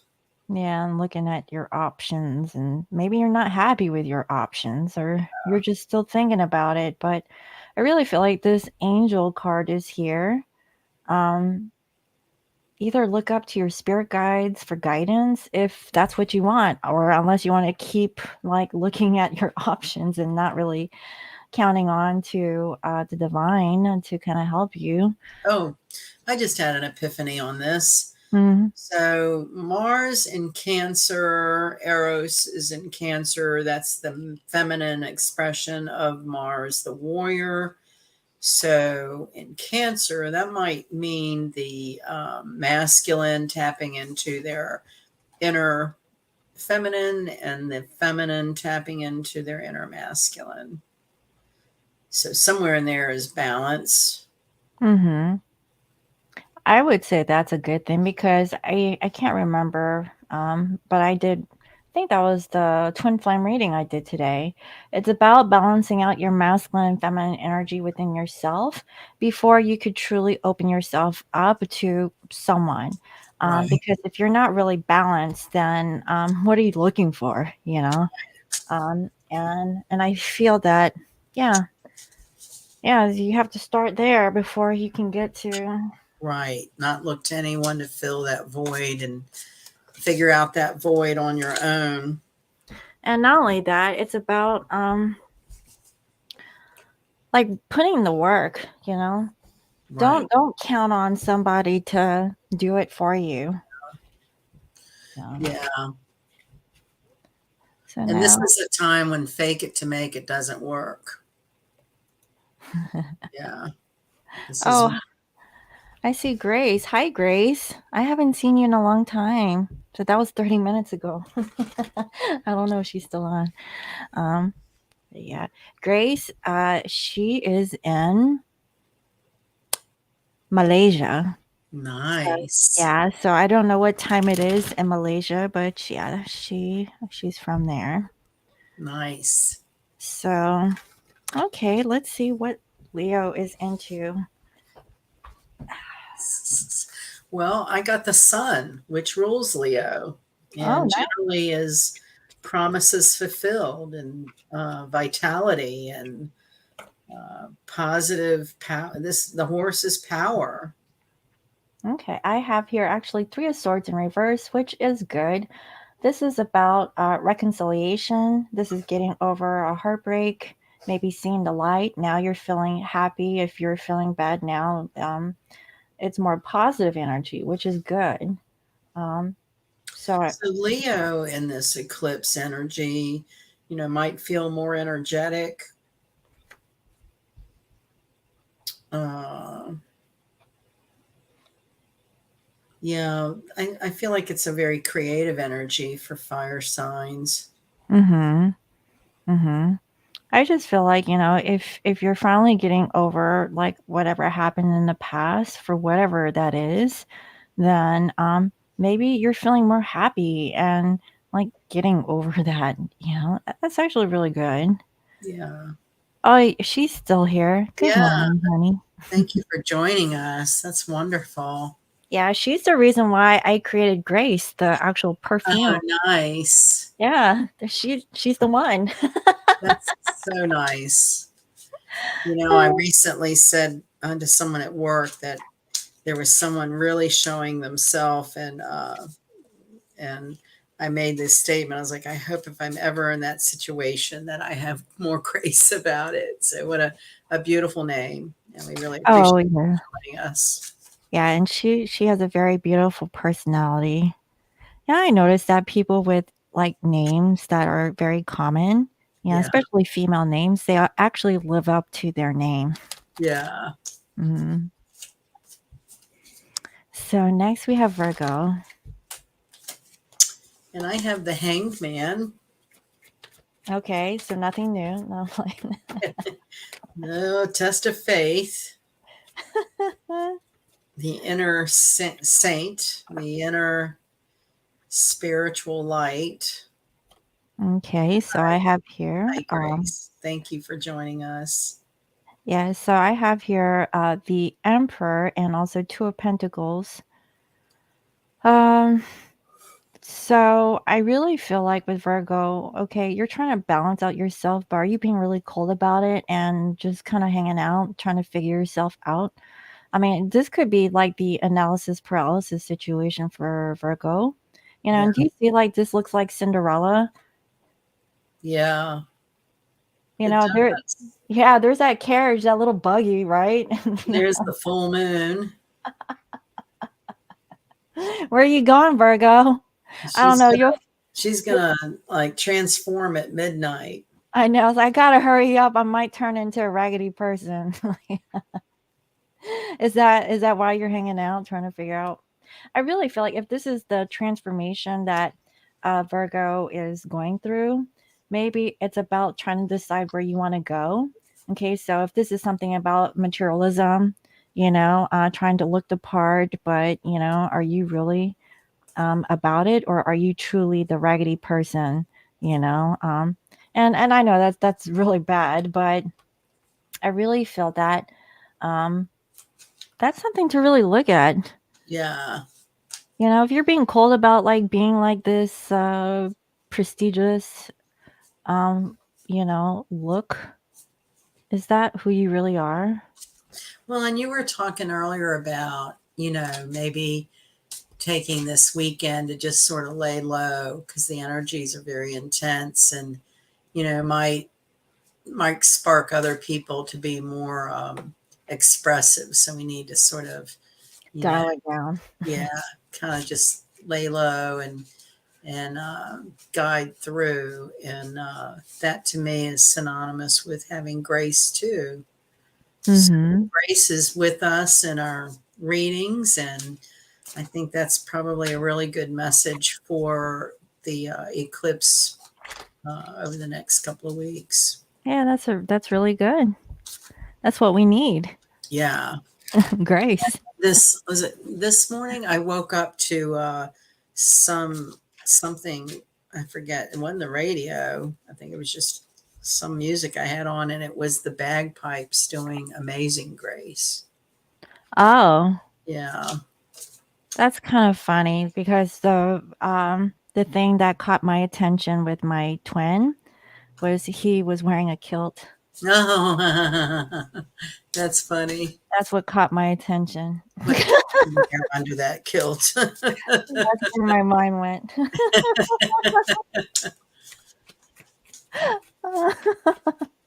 That's he not. have the little furry pouch? No, he just wore the bottom part. Yeah. Yeah. Did he have knee socks on with the little I thing? couldn't see down that far. Oh.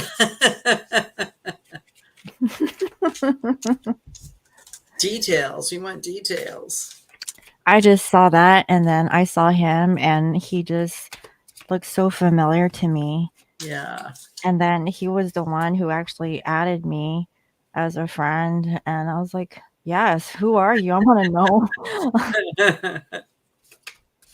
And I Libra, remembered I connected with him before. So it wasn't the first time. It was like the second time. That's right. why I felt like it was fated because I don't know, it's strange. Well, I'm sure you journeyed many lifetimes together. I'm sure we have. 'Cause it just felt too familiar. So Libra still has Chiron and Jupiter opposite their sun. Mhm. And I got Justice. Oh, wow. And I have 8 of wands. Something getting settled. Mhm.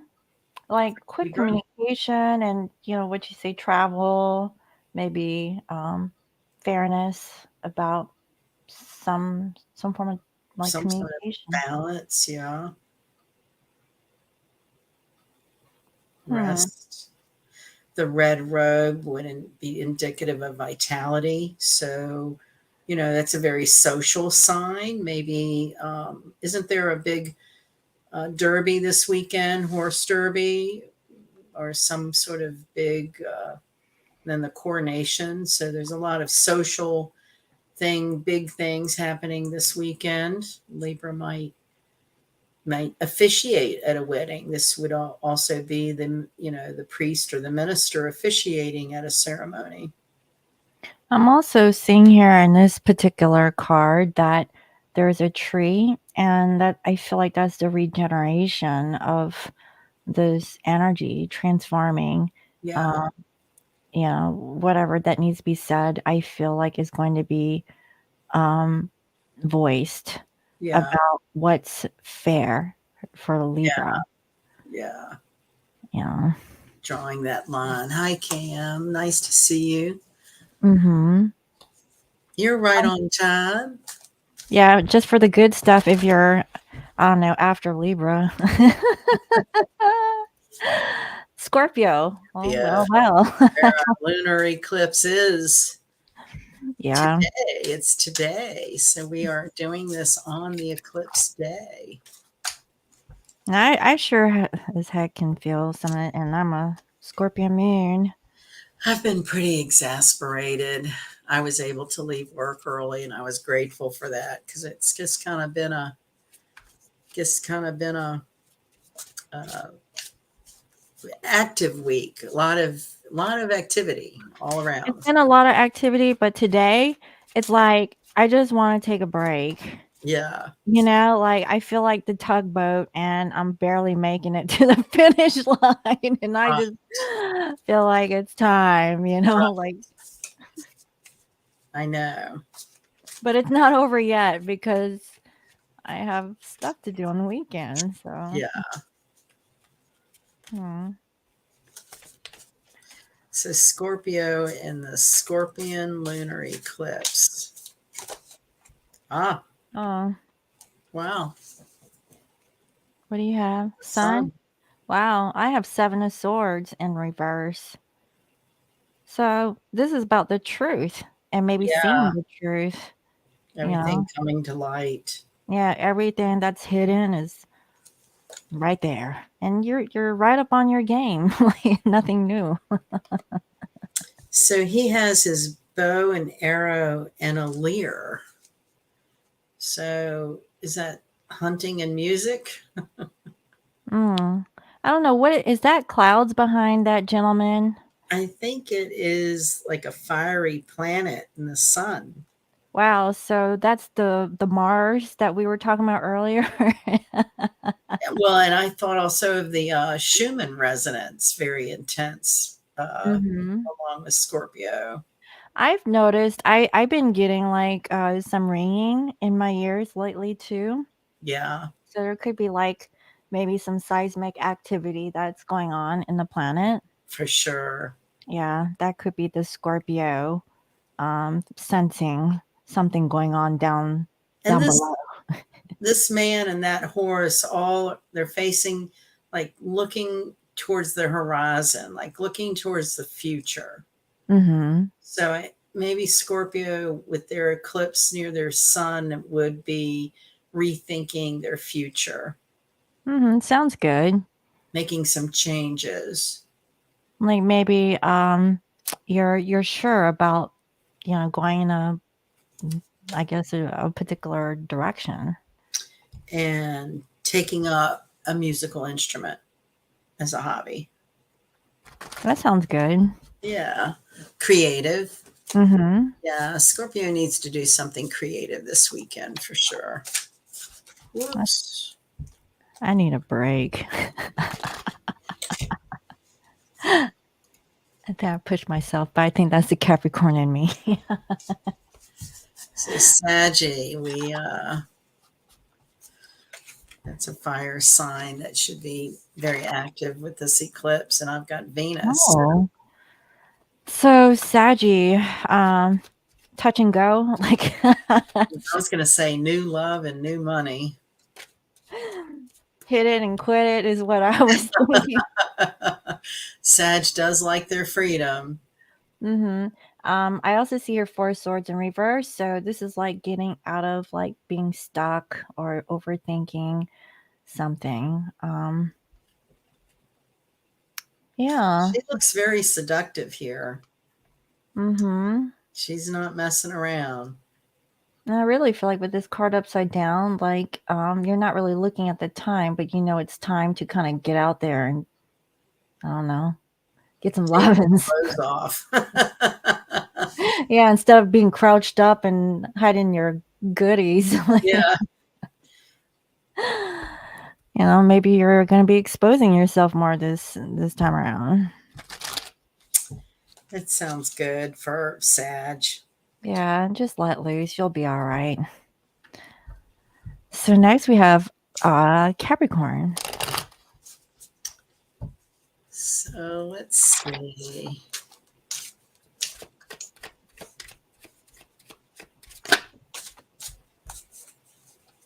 Hmm. So 9 of Pentacles in reverse and 10 of Wands in reverse. I got the Ace of Pentacles, Cappy. Oh, wow. Yeah. Wow, wow. So for Money. me, like letting go of the burden of feeling like you're not good enough or maybe feelings of disappointment. Um, It's definitely a gift of advancement, abundance. mm-hmm.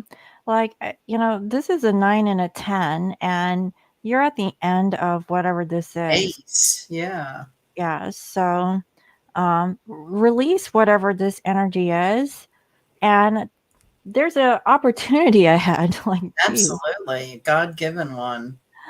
Yeah. So whatever like that's been holding you back, let it go. Okay. And really change your vibration into something positive, and then that will manifest. That's what I'm Boy. seeing. Yeah. Capricorn's got it going on.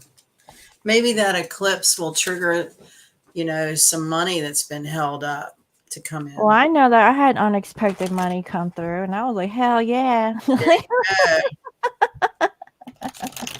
There you go. Spoken, true testimony.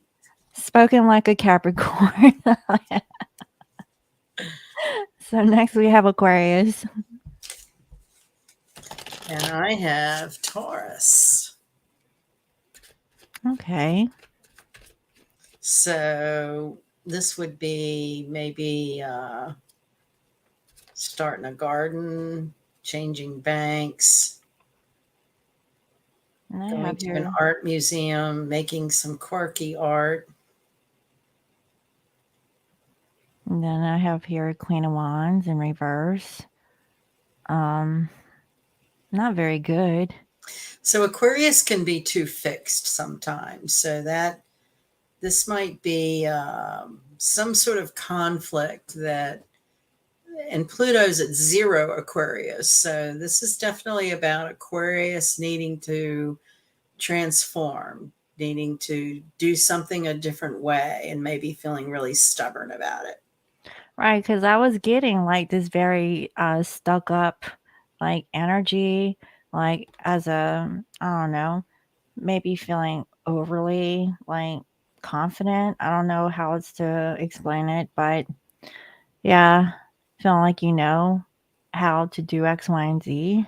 And, Pluto and Aquarius is squaring this eclipse. So, that's a lot of inner stress. That's putting a lot of expectation on the self. Mhm. Um, so Aquarius needs to, I want to say, loosen up, Mhm. Yeah, loosen up. 'cause yeah, the Queen of Wands is someone who's really demanding, Yeah. Yeah. like a bee, you know. Yeah. You don't wanna be that, do you? Yeah. Aquarius is probably going through a lot of Hard times. bait shifting. Oh, yeah. Mhm. Mhm. Now that I figured out what it was saying, I'm going to use that more. Oh, okay, yeah. Which I feel like a Pisces could possibly, fit into that. Yeah, yeah, yeah. What did yeah, shape shifting is part of this whole quantum metaphysical kind of energy that, is, I think, real. So maybe something's uncovered, some secret will be uncovered about it. I definitely do feel that there is a lot of that going on. We need more secrets revealed. Mhm. Well, so the thing is that we all have the ability to see what these secrets are. You just have to be really good at meditating and, um, you know, being on that frequency to start seeing these things. And I think that meditation on the candle flame is a perfect one for this energy. Mhm. Yeah, for those who haven't been with us in the very, very beginning. Yeah, yeah. So, That yeah, just feels like what to be doing during this time. I was actually doing my pendulum and, I have a black cloth down here. There are times where I can see auras really clearly, and I don't really see the aura around my pendulum that often, but one night I was, really looking at my pendulum and I saw, like, this, plasma, thing that was surrounding, um, my pendulum, and when I was focusing on that plasma, I started to feel like I was floating. Like, Yeah, it was really weird, okay? cool. Yeah, it was like, "Geez, am I like" I didn't feel like space-time really mattered. I was, like, in this Right, blob, like, like right. What a good place to be. it was weird, but I saw the energy of my pendulum, giving me the answers that I needed, and so, yeah, it was just like that experience that I had in my moment just to myself and, Nice. just feeling that way. It was really cool. May we all have more moments like that. Yeah, like, look into the flame, guys. This is the Fool for Pisces. Oh, beautiful. That's the card that attracted me to that deck, but that's why I said, "Yes, do that It, one." it's nice that it came up too. That outfit reminds me of a parrot. I don't It know if does, I know. yeah, I like it. I mean, It's got a little, some kind of little puppy dog there. Mhm, yeah, usually, like Faithfully. little white dog, Yeah, and the white rose. yeah. So, for me, I have Death in reverse and Page of Cups in reverse. Pisces. Yeah, so maybe there's something that you don't want to release and let go of, and you're not even attached to it. I don't know why. You want to have a new beginning, I'm assuming, with that fool over there. But this is like Pisces. Like, are you in La La Land and not knowing like what Yes, to being do? careful not to be self-deluding or self-delusion. Mm-hmm. Yeah. So if you want to figure something out, just go for it. Okay, and not Walk forward. yeah, don't even like think too hard. But again, like if you don't know, take this time over the weekend to really figure it out, use your discernment and then move forward. Yeah. Yeah. Pretty. Because I really feel like, there's some new energy around the corner, but you have to let go of something. especially if there's like an attachment to something that you can't let go. Yeah. Have the faith that you will walk off the cliff and have something solid which to land or be taught to fly. Or swim. Yeah. Yeah. Just saying. Okay. So let's see what is here in the comments. Yep, Scorpio. The Scorpion wants to sleep. Yeah. Well, KM, I think you're in Australia, right? I don't remember. I think Cam is on the other side of the planet somewhere too. Um, but yeah, so yeah, do you guys have any questions for Sunny before you can go to um Sandman Land? Yeah. It's an interesting time and might feel a little shaky, but I think it's all good. I think we need a little shake up. Mm-hmm. Embrace the shake, guys. It's going to get a little rocky, but we need that to really like wake us up so that we can like be aware of what's going on so that we can move forward. Wake up and smell the coffee. Mm-hmm. So Mother's Day is Sunday the 14th. Mm-hmm. That is the day Mercury goes direct. Okay. And new moon on Friday the 19th at 28 Taurus. And it is also making positive aspects to that Mars in Cancer. So that'll make us feel a little better. And then on Sunday that weekend, the sun leaves Taurus and enters Gemini. So, yeah, I can't believe we are halfway through May. Mm-hmm. We are going through a lot of shifts for sure. I think a lot of crazy stuff is going to keep popping. It's almost been daily, where something crazy's been going on somewhere. It's almost becoming commonplace for there to be crazy stuff going on. Like people are just like, I can't watch anymore. It's just I Well, you actually know the whole thing with the news anchor, right? yeah. I'm gonna Mm-hmm. look up his birth data. He's a very interesting character on a lot of levels, and there's a lot about him that is secret. So Mm-hmm. I think he has some sort of clearance. yeah, and he's connected to like the Rockefellers or one of the wealthy dynasties. Mm-hmm. So Yep. it's yeah, interesting, Yeah, that's all we can say, right? right? Interesting. Interesting. But it's interesting how every day there's been I'm with you, KM. Bring on the change. Yeah. I think we all need a good clean slate, a good fresh start. And these have been pretty choppy waters. And, it's about being empowered by your own truth. And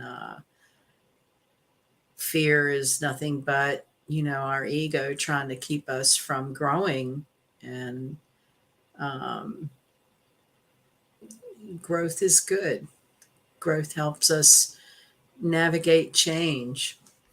Speaking of grow, I was thinking about growing vegetables again, but I realized I was late. Well, here you would not be. It's too cold to put out anything still. Well, it's cold up here too, but the growing's like it would be a short period before I don't even know if it's even worth growing something because I don't have like a I green area. I bought some things recently, but I haven't put them in the ground yet. Mhm. I learned last year, I was so anxious. Old farmers will tell you not to plant anything before Mother's Day because the soil needs to warm up. And I'm usually very impatient and just want to get it in the ground. But for 2 seasons now, I've done that. And, both times I'm like, I think I should have waited. The plants would have done better. Because when Oh. they go in too soon and they kind of get nipped by the cold, it sort of stumps their production. Whereas if Mhm. you put them straight into warm soil, uh, their their growth is faster. So then they produce more, even though they're in the ground a shorter period of time. But isn't it warmer where you're at now? We Or have it got been, cold again? it is cold again. It's been in the 40s at night. Oh, man. And next week is supposed to warm up to the 80s, but rain. Mm. But where was I? Oh, it's one of those places under a tent in a parking lot, just like a random pop-up plant stand. Mhm, mhm. And I bought some tomatoes and kale and cucumbers and squash and like this salad mix, like a mix of different lettuces Mhm. and celery. And Oh. so I've kept them in the little flat thing that I brought home, and I just kind of tucked it up near the foundation, but still where it would get some sun. And I was thinking the brick would probably help keep it warm. And I guess a bunny rabbit or something. I had like tall celery plants, and they're like nipped down. And Uh, my lettuce looked like somebody had been eating on it. And I've been mhm. seeing a bunny rabbit around the yard, so I'm feeding the bunnies, Yeah, that's what those plants are for. you know, and so we'll see. I Have you thought about doing a raised garden? You Oh know? yeah, I think about it every year. Mhm. So that way you don't have to squat down low on the ground and, you could just do it standing up. Yeah, I every year kind of experiment different. Yeah, last year I had gotten this article about growing potatoes in a cardboard box, Mhm. and I did that. And then you can let the cardboard and that dirt just stay where it is because it makes good compost. Mhm, mhm. And let's see. I have a garden plot that the guy that usually tills it under, I don't know what happened to him, but I'm thinking maybe I'm going to let it rest this year. I have gardened it 3 years in a row. I still have leeks out there from last year. Oh, Yeah. They would okay. probably be bitter if I pulled them up, but they're kind of interesting looking how they grow tall and they get this like bulb on them. Oh, yeah, That's those, the seeds and It stuff. looks like a kind of a cool floral arrangement element. Mhm, mhm. And let's see. So I think I'm going to use that area to pile on like leaves and stuff I rake up and let it just compost down and rest. And then I'm going to do like smaller areas in beds where I usually do flowers. I'm going to do vegetables. Oh, And okay, yeah, and that it's sounds closer good. to the house because the garden I've had is, easily 50 feet away from the house, and sometimes getting water out to it is challenging. You know how, like, you do the spigot and you use your thumb if you don't have, like, the Yeah, the spray, yeah, you're, like, right. trying to angle it? Yeah, Yeah, I have a Like, eh. wagon. I've tried to like haul buckets of water out there. I've bought hoses to extend it out there. I, and I'm like, I think since I can't find the guy with the tiller, right? Mhm. I think that's the word to just let it, hey JK, how are you doing? Happy solar eclipse back to you as well. It's actually a Mhm. lunar eclipse though. Oh, You yeah. can say solar, it's cool with me, but it is a lunar eclipse in Scorpio. So I guess we're hitting the Aussies. Oh, Vanessa, let's see. I love your, well, thank you. So the ring, I have two here. Uh, is anybody familiar with Silpata? Mm-mm. So this is a Silpata piece. What does that mean? Silpata was a jewelry manufacturer that all of their jewelry was blessed by Buddhist monks. Oh. And Oh. I used to sell it. And so I don't know. It does look like it could be Sleeping Beauty, but I don't know for sure. This is probably the most interesting piece, and I wear it every day. This is called Orville Jack Turquoise. And it was made by a woman named Carol Weidman, Weidman. And if you go to her website, it's called iceopaljewelry.com. Iceopalsjewelry.com. I Mhm. bought this at an Arts in the Park festival a long time ago, and Orville Jack was the last privately owned turquoise mine in Colorado because all of them have been bought out by corporations. Oh. And she does have wonderful Boulder opals. And I used to visit her. She didn't live too far away, and her kitchen was like a jewelry making shop. Mhm. And she just Mhm. had stones everywhere, and you could pick out the stones, and she'd make something for you. But I really love it. And this is from the 50s. It's signed by, um, oh, let's see, what was his name? Cortez. But I bought it at an auction out in Colorado years Yeah, ago. that's a big This piece. is a big piece. Yeah. Um, you got me curious now. Navajo. Yeah. So this is was an artist named Eddie Cortez, Oh. and this is probably my favorite thing. Yeah, I always notice it when you wear it. It's huge.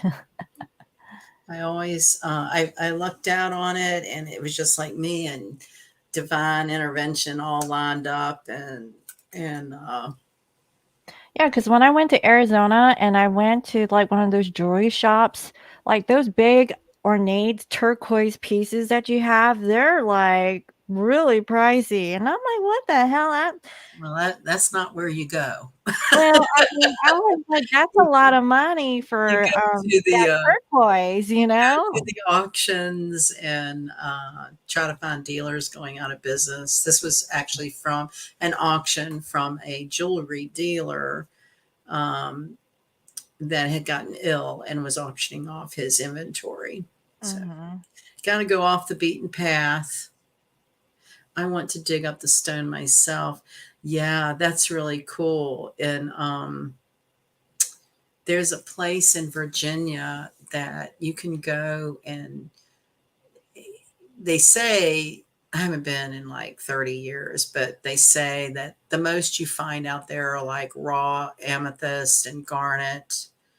But you can, take your little, they have the little screen box things, and you scoop in dirt and Oh, sand, you and mean in the river or in the it's a little mine. stream? It's just like land that's hills and sand, and you just pick a spot and start digging. And um, so, yeah, that is a lot of fun. I You know, like, I wonder why the West Coast doesn't have that because isn't that didn't we have the gold rush? And I mean, I'm pretty sure well, that we you still have. do. out, like Oh, yeah, you Nevada. know Yeah, what? yeah. There was a recent discovery here in Washington where they found a bunch of gold, I forgot. Well, and there are people who are prospectors and gold miners. That's how they make their living today. Mhm. It's quite, I You mean, know what? it's hard I've work. heard, I think this is from, what's his name? Um, I have his book somewhere. Where is Great it? Braden. No, it's that Asian guy, like, the Rich Dad Poor Dad guy. What's his name? Oh, yeah. You know who I'm talking about. But anyways, his advice was instead of just buying gold, like buy the gold mine. Right. That's, yeah. I mean, shit, like you can get all the gold you want. I don't know what it was called, but I saw on YouTube this thing about these men who, like, there's a season in Alaska where they mine for gold. You know what? That's funny because my mom, we got off a conversation today and she wanted to buy like real estate in Alaska. And I'm like, why? Because you want to do like a cabin. It's for my brother, really, because he likes to go hunting and stuff. So I was like, why Alaska and blah, blah, blah. But, that's mama's boy. But hey, if Have them there's like like a mountain, prospect, yeah. I'll be going up to the freaking cabin. I was like, hey, Billy, why don't you go out hunting? And I'm just going to go up the hill back here and see what's going on with my metal detector, however you search for gold. Very interesting for sure. Yeah. Um, I actually had an old friend who married a gold miner, Mhm. and it was really, they lived in Reno. And, Mm. oh no, no, Lake Tahoe. Oh, okay. Yeah, Lake Tahoe. So, I mean, there are people, that's how they make their living today. It's Mhm. a hard living. It is, but I mean, if you have resources, you can make it happen. It's very interesting that we're talking about stones. So, stones that fall under the Scorpio rulership are like citrine, obsidian, malachite, lapis, and turquoise. That's so funny. We are talking about that. And aquamarine. Those are some of the Scorpio um, Yeah, 'cause I have my piece of crystals. And then since it's opposite Taurus, we should, think Taurian as well. So that's definitely emerald. Uh, Mhm. topaz, tourmaline is a very healing stone. Tiger's eye, um, Mhm. and lapis is also considered to be Taurian. Lapis, and you know, you can tell by the quality of a stone like lapis or emerald, the depth of the color. So the really kind of pastelly light ones are not as high vibe. And so, lapis, when you can find one that's real deep blue and has those little gold flecks in it, that is a relaxation stone. Like if you can have a piece of jewelry on or carry a piece in your pocket, it really does have a calming effect on your vibration. So Also, I believe it's a healing stone. And I heals don't your know nerves. yeah, if this is like for Buddhist, I don't know, but like usually with Buddha, you see the blue Buddha. Yeah, Um, if they're like made from lapis lazuli, yeah, I don't remember. I think that's what they use that in those Buddhist statues is with that particular stone. So it must be, some yeah. So, vibrational yeah, it definitely feeling. is. And unfortunately, I've come across, like people who will sell stones like a really thin layer over chalk, like it's not through and through the solid stone. They'll just like shave it to give the outside appearance and then it's somehow bonded to chalk.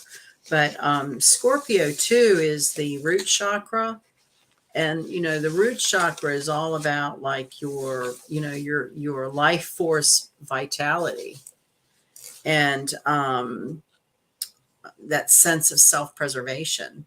And also, I guess while we're on the subject with get some more rulership things. So uh, Scorpio rules the sex organs and bladder, organs of elimination. And let's see, what do you think is a common, would you say PMS might be a common um, dysfunction of the sexual organs, or uh, Mm, menopause problems? So if you're still youthful and go through PMS, that is supposed to be the emotion of like giving away your power. Um, and evening primrose and raspberry leaves are very helpful. Like tea with the raspberry leaves are very helpful to eliminate the symptoms of PMS. Um, Venereal disease is the emotion of sexual guilt and believing the genitals are dirty. Um, Black walnut is very good to put in your diet along with vervain. Um, and then menopause, if you're older, that's about the fear of aging and self rejection. So, some of the herbs that help with that are marshmallow and ginger. oh, that sounds And then delicious. uh, one other that I had researched was vaginal itch, and that is anger at a mate or self punishment. And some of the herbs that relieve those symptoms are dong quai and blessed thistle. So Scorpio has always gotten a bad rap about being promiscuous and overly sexual. And the truth of the matter is Scorpio is about sacred sexuality, and they really can go very long periods of time celibate. Uh, when they do have a partner, it's usually very intense. It's a deep If emotion, they can handle it, right? It's very intense.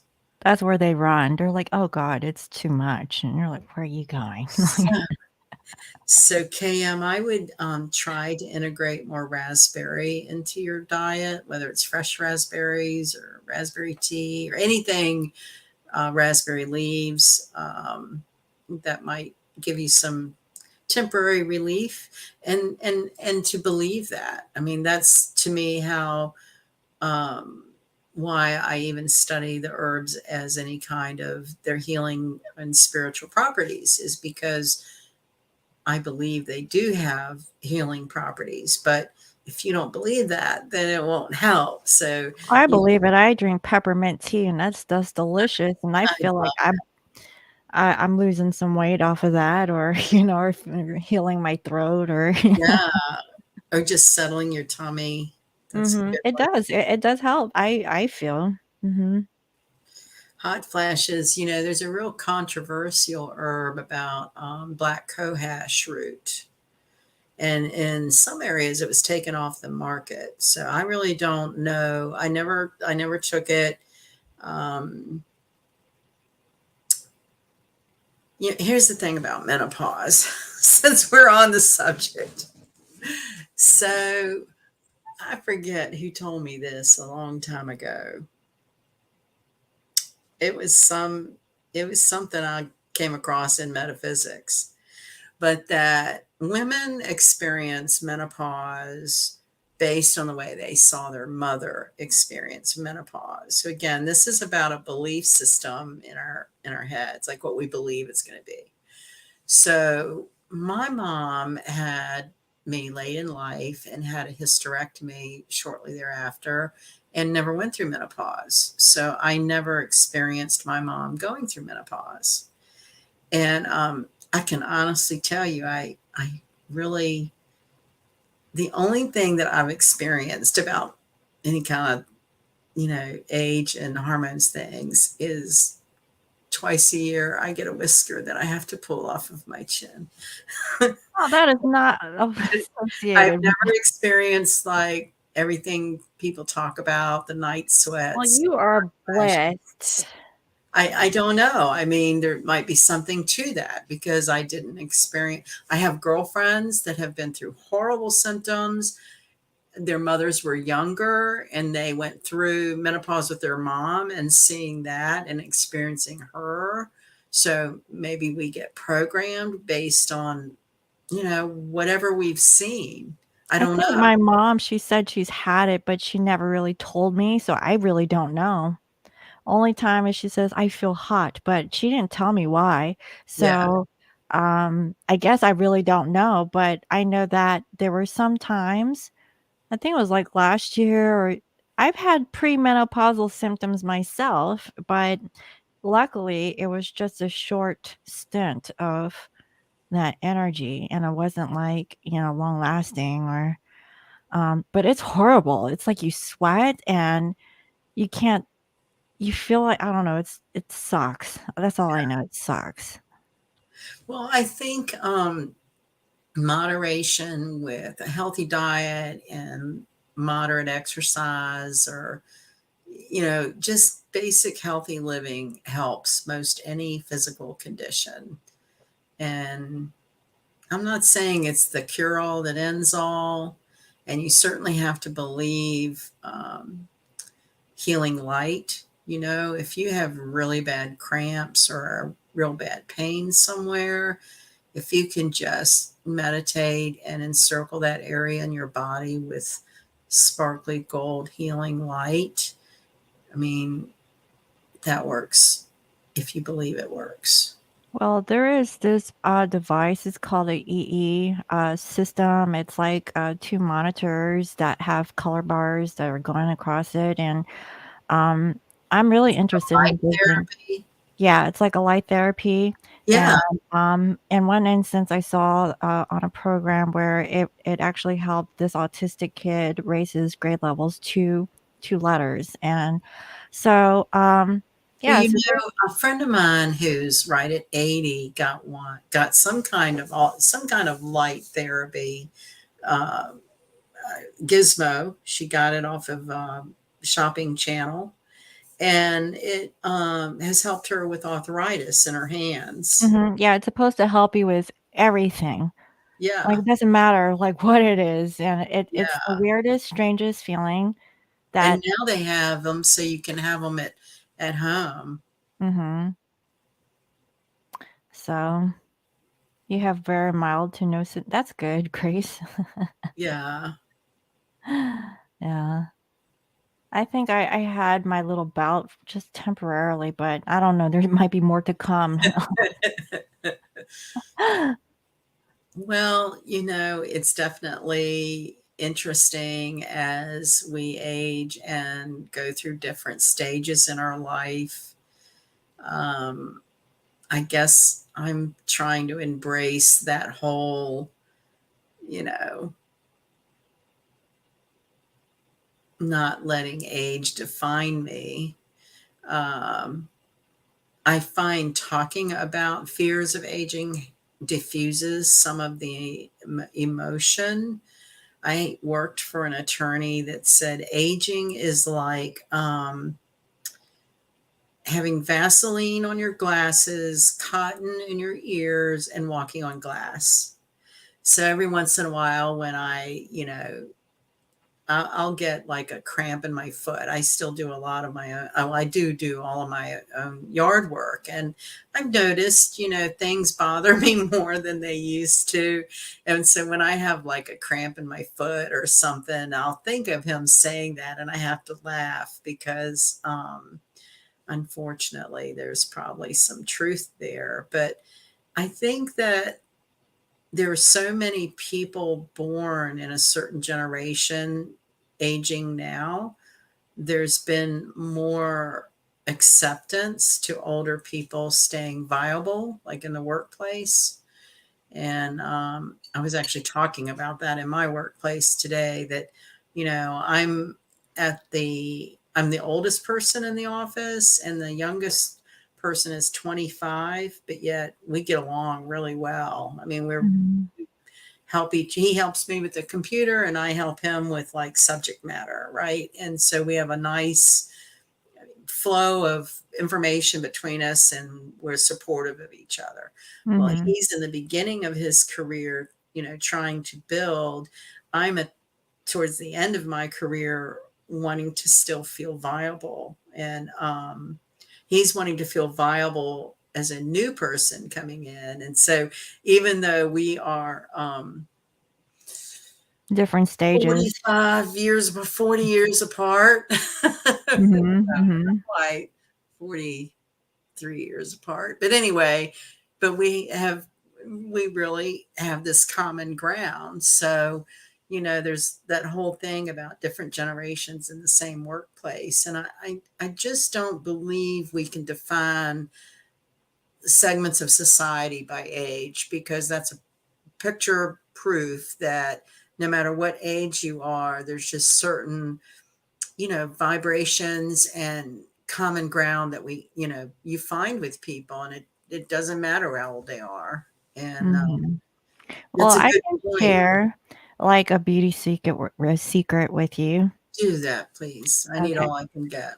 This is natural. So when you wash your face with your favorite, scrub or, whatever you do to lather it up. So after that, you use apple cider vinegar Ooh. and splash it on your face and do it like 2 times, like once in the morning and once in the evening, and after that, then you rinse it and you put your favorite toner or whatever to seal it up, and it will remove the fine lines and wrinkles Oh, from your face. I'm So going to try do it. that tonight. Mhm. I had a friend that swore by Vaseline, and Vaseline is good for feet, she and I was noticed up because there, and her skin looked really good, and oh, I'm she pretty sure it does work, but it's a petroleum Vaseline. product. I know. It's You don't wanna put that greasy stuff on you, and it's good for feet, I do know that. If you put, Vaseline on your feet and you use socks yeah. and you, sleep with it overnight and you take it off, then you'll notice that your feet will, look and feel better over time. What I've Especially noticed is as you get older, it takes more maintenance. yeah, I know. I'm right there. I actually bought me a foot, what's it called? Callus remover. Oh, yeah, You yeah, know, the gel that you put on your yeah. feet so that look at this girl's face. I wish you guys could see her face. She's like, She wants your beauty secrets. "No, she wants some attention." That's what that is. That's the Well, cancer. Vanessa, what was really horrifying is I had no idea they were there, and then all of a sudden one day I was like, "Oh my god, how long has that been there?" And I was like, "Oh my god, oh my god, oh my god." I heard some girl say one time she wanted a man that would pluck the whiskers from her chin as she got older, and I thought, "Yeah, that would be nice." Ah, actually had a guy like that. That's my Aries ex-boyfriend. Oh, yeah? Yeah, he would pick zits and I'm hairs like off of me. And I'm like, "Thanks for grooming." I feel like a monkey.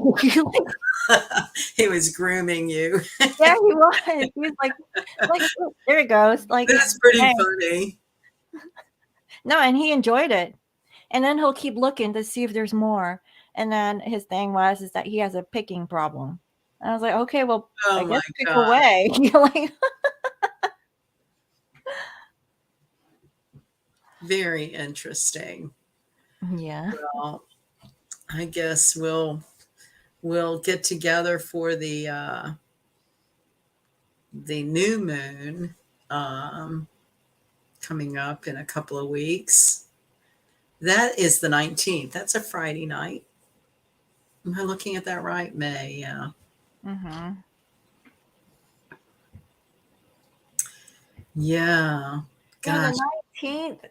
Oh shit, I'm on April. No wonder why. I was like, why is this off? Here we are. We're in May now. Oh yeah, new May.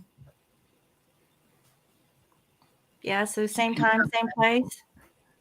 Hi, Luna. Yes, let's do same time, same place. Lena. Hi, Luna. Look at she Oh, has the cutest face. Look at that. She's like looking up at you. She's like, Mom, what are we going to do next? I know she's hungry. That's what she wants. Uh, She loves hamburger meat. oh, Do you feed yours hamburger meat? no. Oh, okay. Well, I do. I know they like beef. I mean, I know, dogs do like beef. Well, I just give her like 3 tablespoons of beef, and it lasts a whole long time. I mix it in with her kibble, Yeah. and she'll eat the whole thing up. Usually, she'll leave the kibble if it's not tasty or mixed in with anything. But I've been trying to concentrate on omega-3 like salmon and fish and I've been putting oh my God, let me say something. So I cooked fish one night, and Luna was smelling it.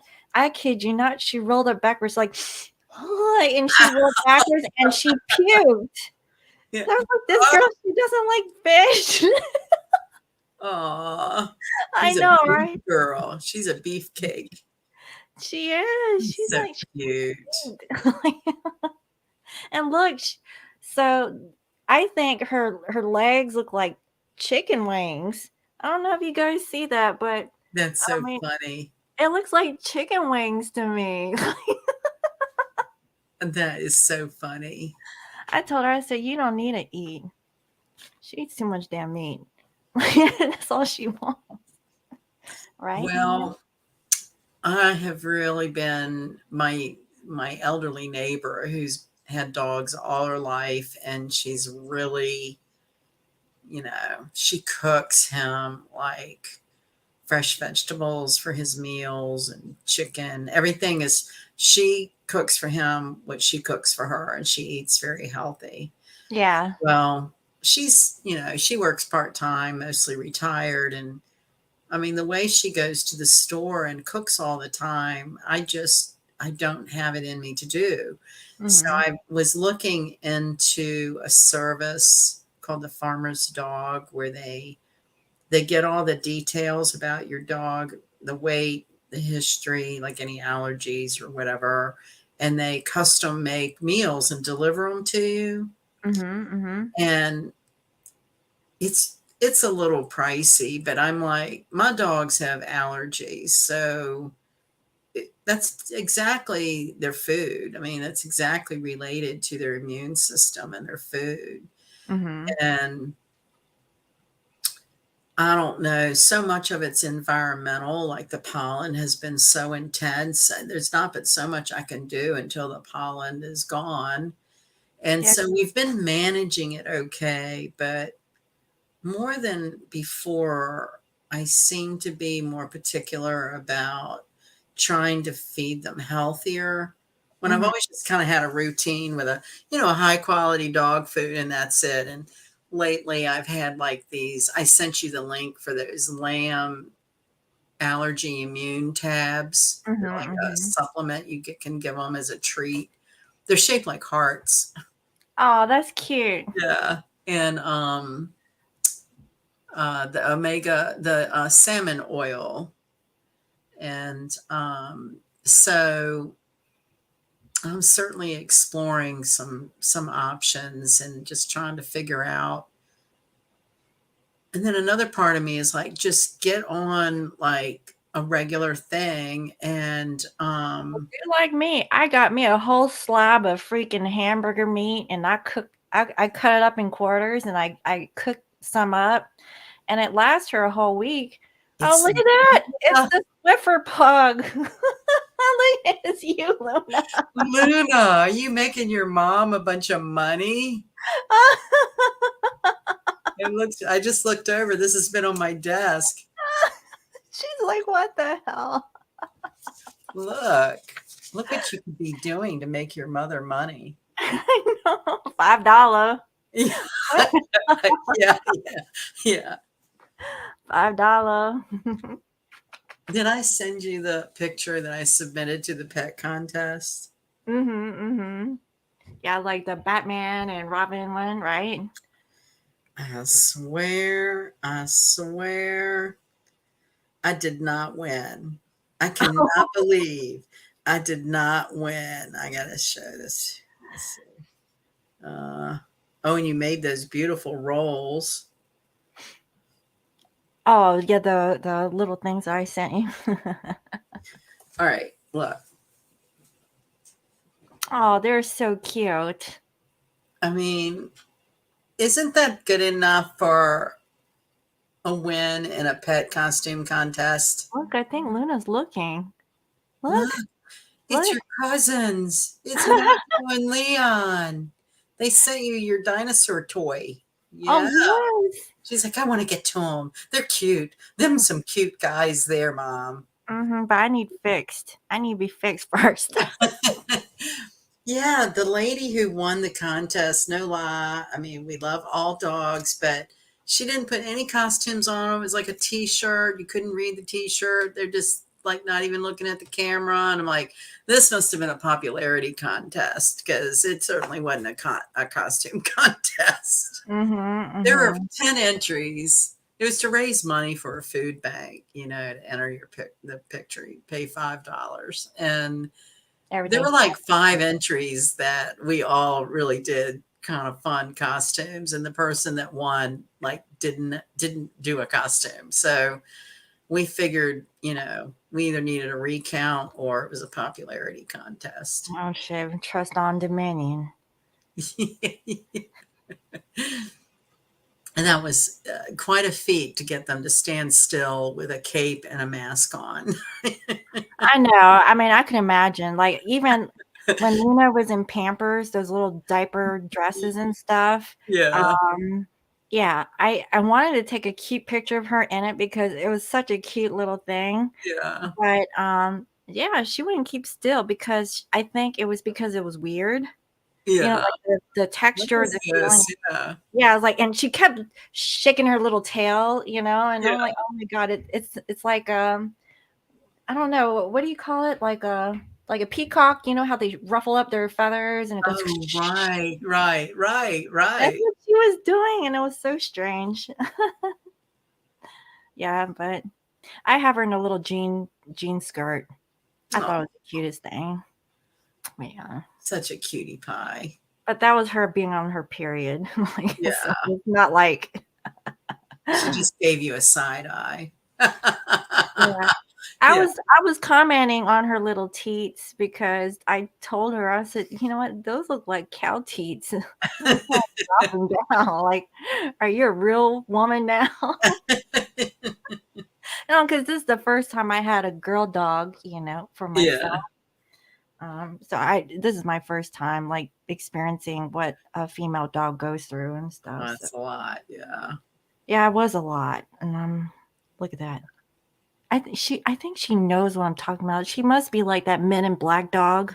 You know, like she knows what I'm talking about. Like Well, at least get her into some commercials to make some money. I mean, I don't know. at I don't least know. enough to buy the food. That's what I'm like, I need to like get them exposed so they can bring some money in to pay for themselves.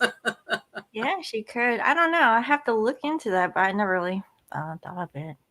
Oh, But yeah, she's my little princess. yeah. Hmm. She's a cutie. Yeah, she is now, and she likes to sit in my lap. A true like lap dog. And so I'm always having to put her down. Well, I normally would be in a chair, and one gets up under this arm and one gets on my lap, and I have like a fur baby blanket on, Oh, that's a lot. That's heavy. and they will snore and stay there as long as you want to stay there. Mm-hmm. Luna too. And then Yeah. I'm like, dang girl, you're getting heavy. You gotta move. So, but yeah, she's so sweet. But It's great to have pets, it even really if is. it's a goldfish. Yeah, I had one of those too. Yeah. Yeah, you did. I remember that. Yeah, I all of mine passed, so I left the aquarium, like one aquarium tank left up. I actually need to clean it. I'll probably do it this weekend. Yeah. I have the other aquarium outside. I don't know what to do. I don't know if I should sell it or I don't know. It's just out there. You could put some plants in it, Oh, terrarium. yes, you're right. Yeah. And it would look cute. Or you could get into like those little And I miniature have turtles or some other. no, the plant sounds good Yeah. Yeah. because I have rocks that goes on the bottom. Those Venus flytraps, they like open and close with for the gnats and the fruit flies. Oh, well. Oh, you know what? I haven't seen a Venus flytrap up here. You haven't? No. I can try to send you one. I know they sell them at the greenhouse near me. Okay. How would I do that? Like just put it in a box? I don't know. Is it legal? I don't know. I I'll imagine look like into what it. was that? The Rocky Horror Show or Oh, it was the Little Shop of oh yeah, Horrors. that one. The big Yeah, giant. wasn't her name Andrea? Wasn't the plant's name Audrey? Audrey. I don't Oh, know. that That was so was weird. funny. So you're into movie themes now. Luna is a Pisces or Cancer, isn't she? Isn't she a Yeah. Cancer? Yeah, Mhm. July 21st. yeah. Yeah. Yep, so, Well, okay. this has been great, people, and I hope that everyone enjoys this rock and roll energy, hoochie coo. I know. Just hold on for the ride. Stay Mhm. calm, cool, and collected. Yeah, that's all we can say. Yeah. I mean, it's been rough on me, guys, if you guys couldn't tell. Like, I'm feeling blasé right now. Oh, well, But I get guess off feeling kind of tired, and then I think I get kind of energized when I start talking about all the planets and things. So, well, but I I'll think go collapse now. I have a whole weekend off. I haven't had a whole weekend off in a long time. So, this is a perfect time to relax. yeah, yeah. I'm going to try to do some yard work. That's kind of my therapy. Well, that's good. Yeah. Mhm. So, yeah, thank you, Cam, Thank for joining you. us. Yeah. Yeah, we appreciate it. And Mhm. so I think by the time we meet again, things will be a little calmer. And yeah, I think we've been Excellent. through the war. Well, I don't think we've been through the most intense point of the spring eclipse season. Well, I'm sure as hell feeling it. I'm like, like coasting. I'm usually pretty good about getting up early automatically, but this week I've like wanted to sleep in. Me too. Yeah. Actually, matter of I saw fact, I that slept in. in the chat, someone talking about wanting to sleep more. And Yeah, I've been the same way. me too. Plus, it's been cold Yeah, it got cold here too. It was really hot and then it got cold. And I was like, wow. and rain. So, yeah, well, it's never boring. Yeah, okay. Yeah. Let's see. I've got some very testing transits coming up. Well, that's just an opportunity to, apply all the valuable lessons you've learned and see how far you've come and be reminded how resilient you are. Grand crosses, oppositions, and squares. Yeah, I think Grand that. crosses can bring actually like divine gifts. So grand crosses are very powerful. Those don't have to be challenging at all. Uh, that's a good manifestation energy. So just meditate and be very clear on what you want. Yeah. Sounds good. I'm gonna do that. Yeah. And the candle flame meditation, I think I'm going to do that one. Yeah, I'm gonna do that too. I'm just gonna zone out and look at the candle. Surrounded by crystals. Mm-hmm. Yeah, Yeah. don't forget to charge your crystals tonight and Yeah. get energy to cleanse That's the moon. really nice of you, KM. We appreciate the acknowledgement because, I think sometimes we both wonder if what what we do is good for Mm-hmm. people. Well, we know it's just like, hearing it is actually nice. Yeah. So, you're welcome, Cam. So, okay, guys. So, if you guys want to book a reading with lovely Sunny, then you can navigate to her website, lionmountainhealing.com, and also check out her Etsy if you guys are interested. Maybe something for That's what Mother's I'm going to Day. work on this weekend. I've had a camera issue and I've got to get that worked out. Yeah. I know I have to sort out my shop too. I've been all over the place this week. So yeah. So, Right. Okay. Well, carry on, carry on, and shine like the star that you are. yes. And thank you, Sunny, for always sharing your gift with us. Uh, it's really my pleasure. And see you again soon. All right. All Right. righty. Bye.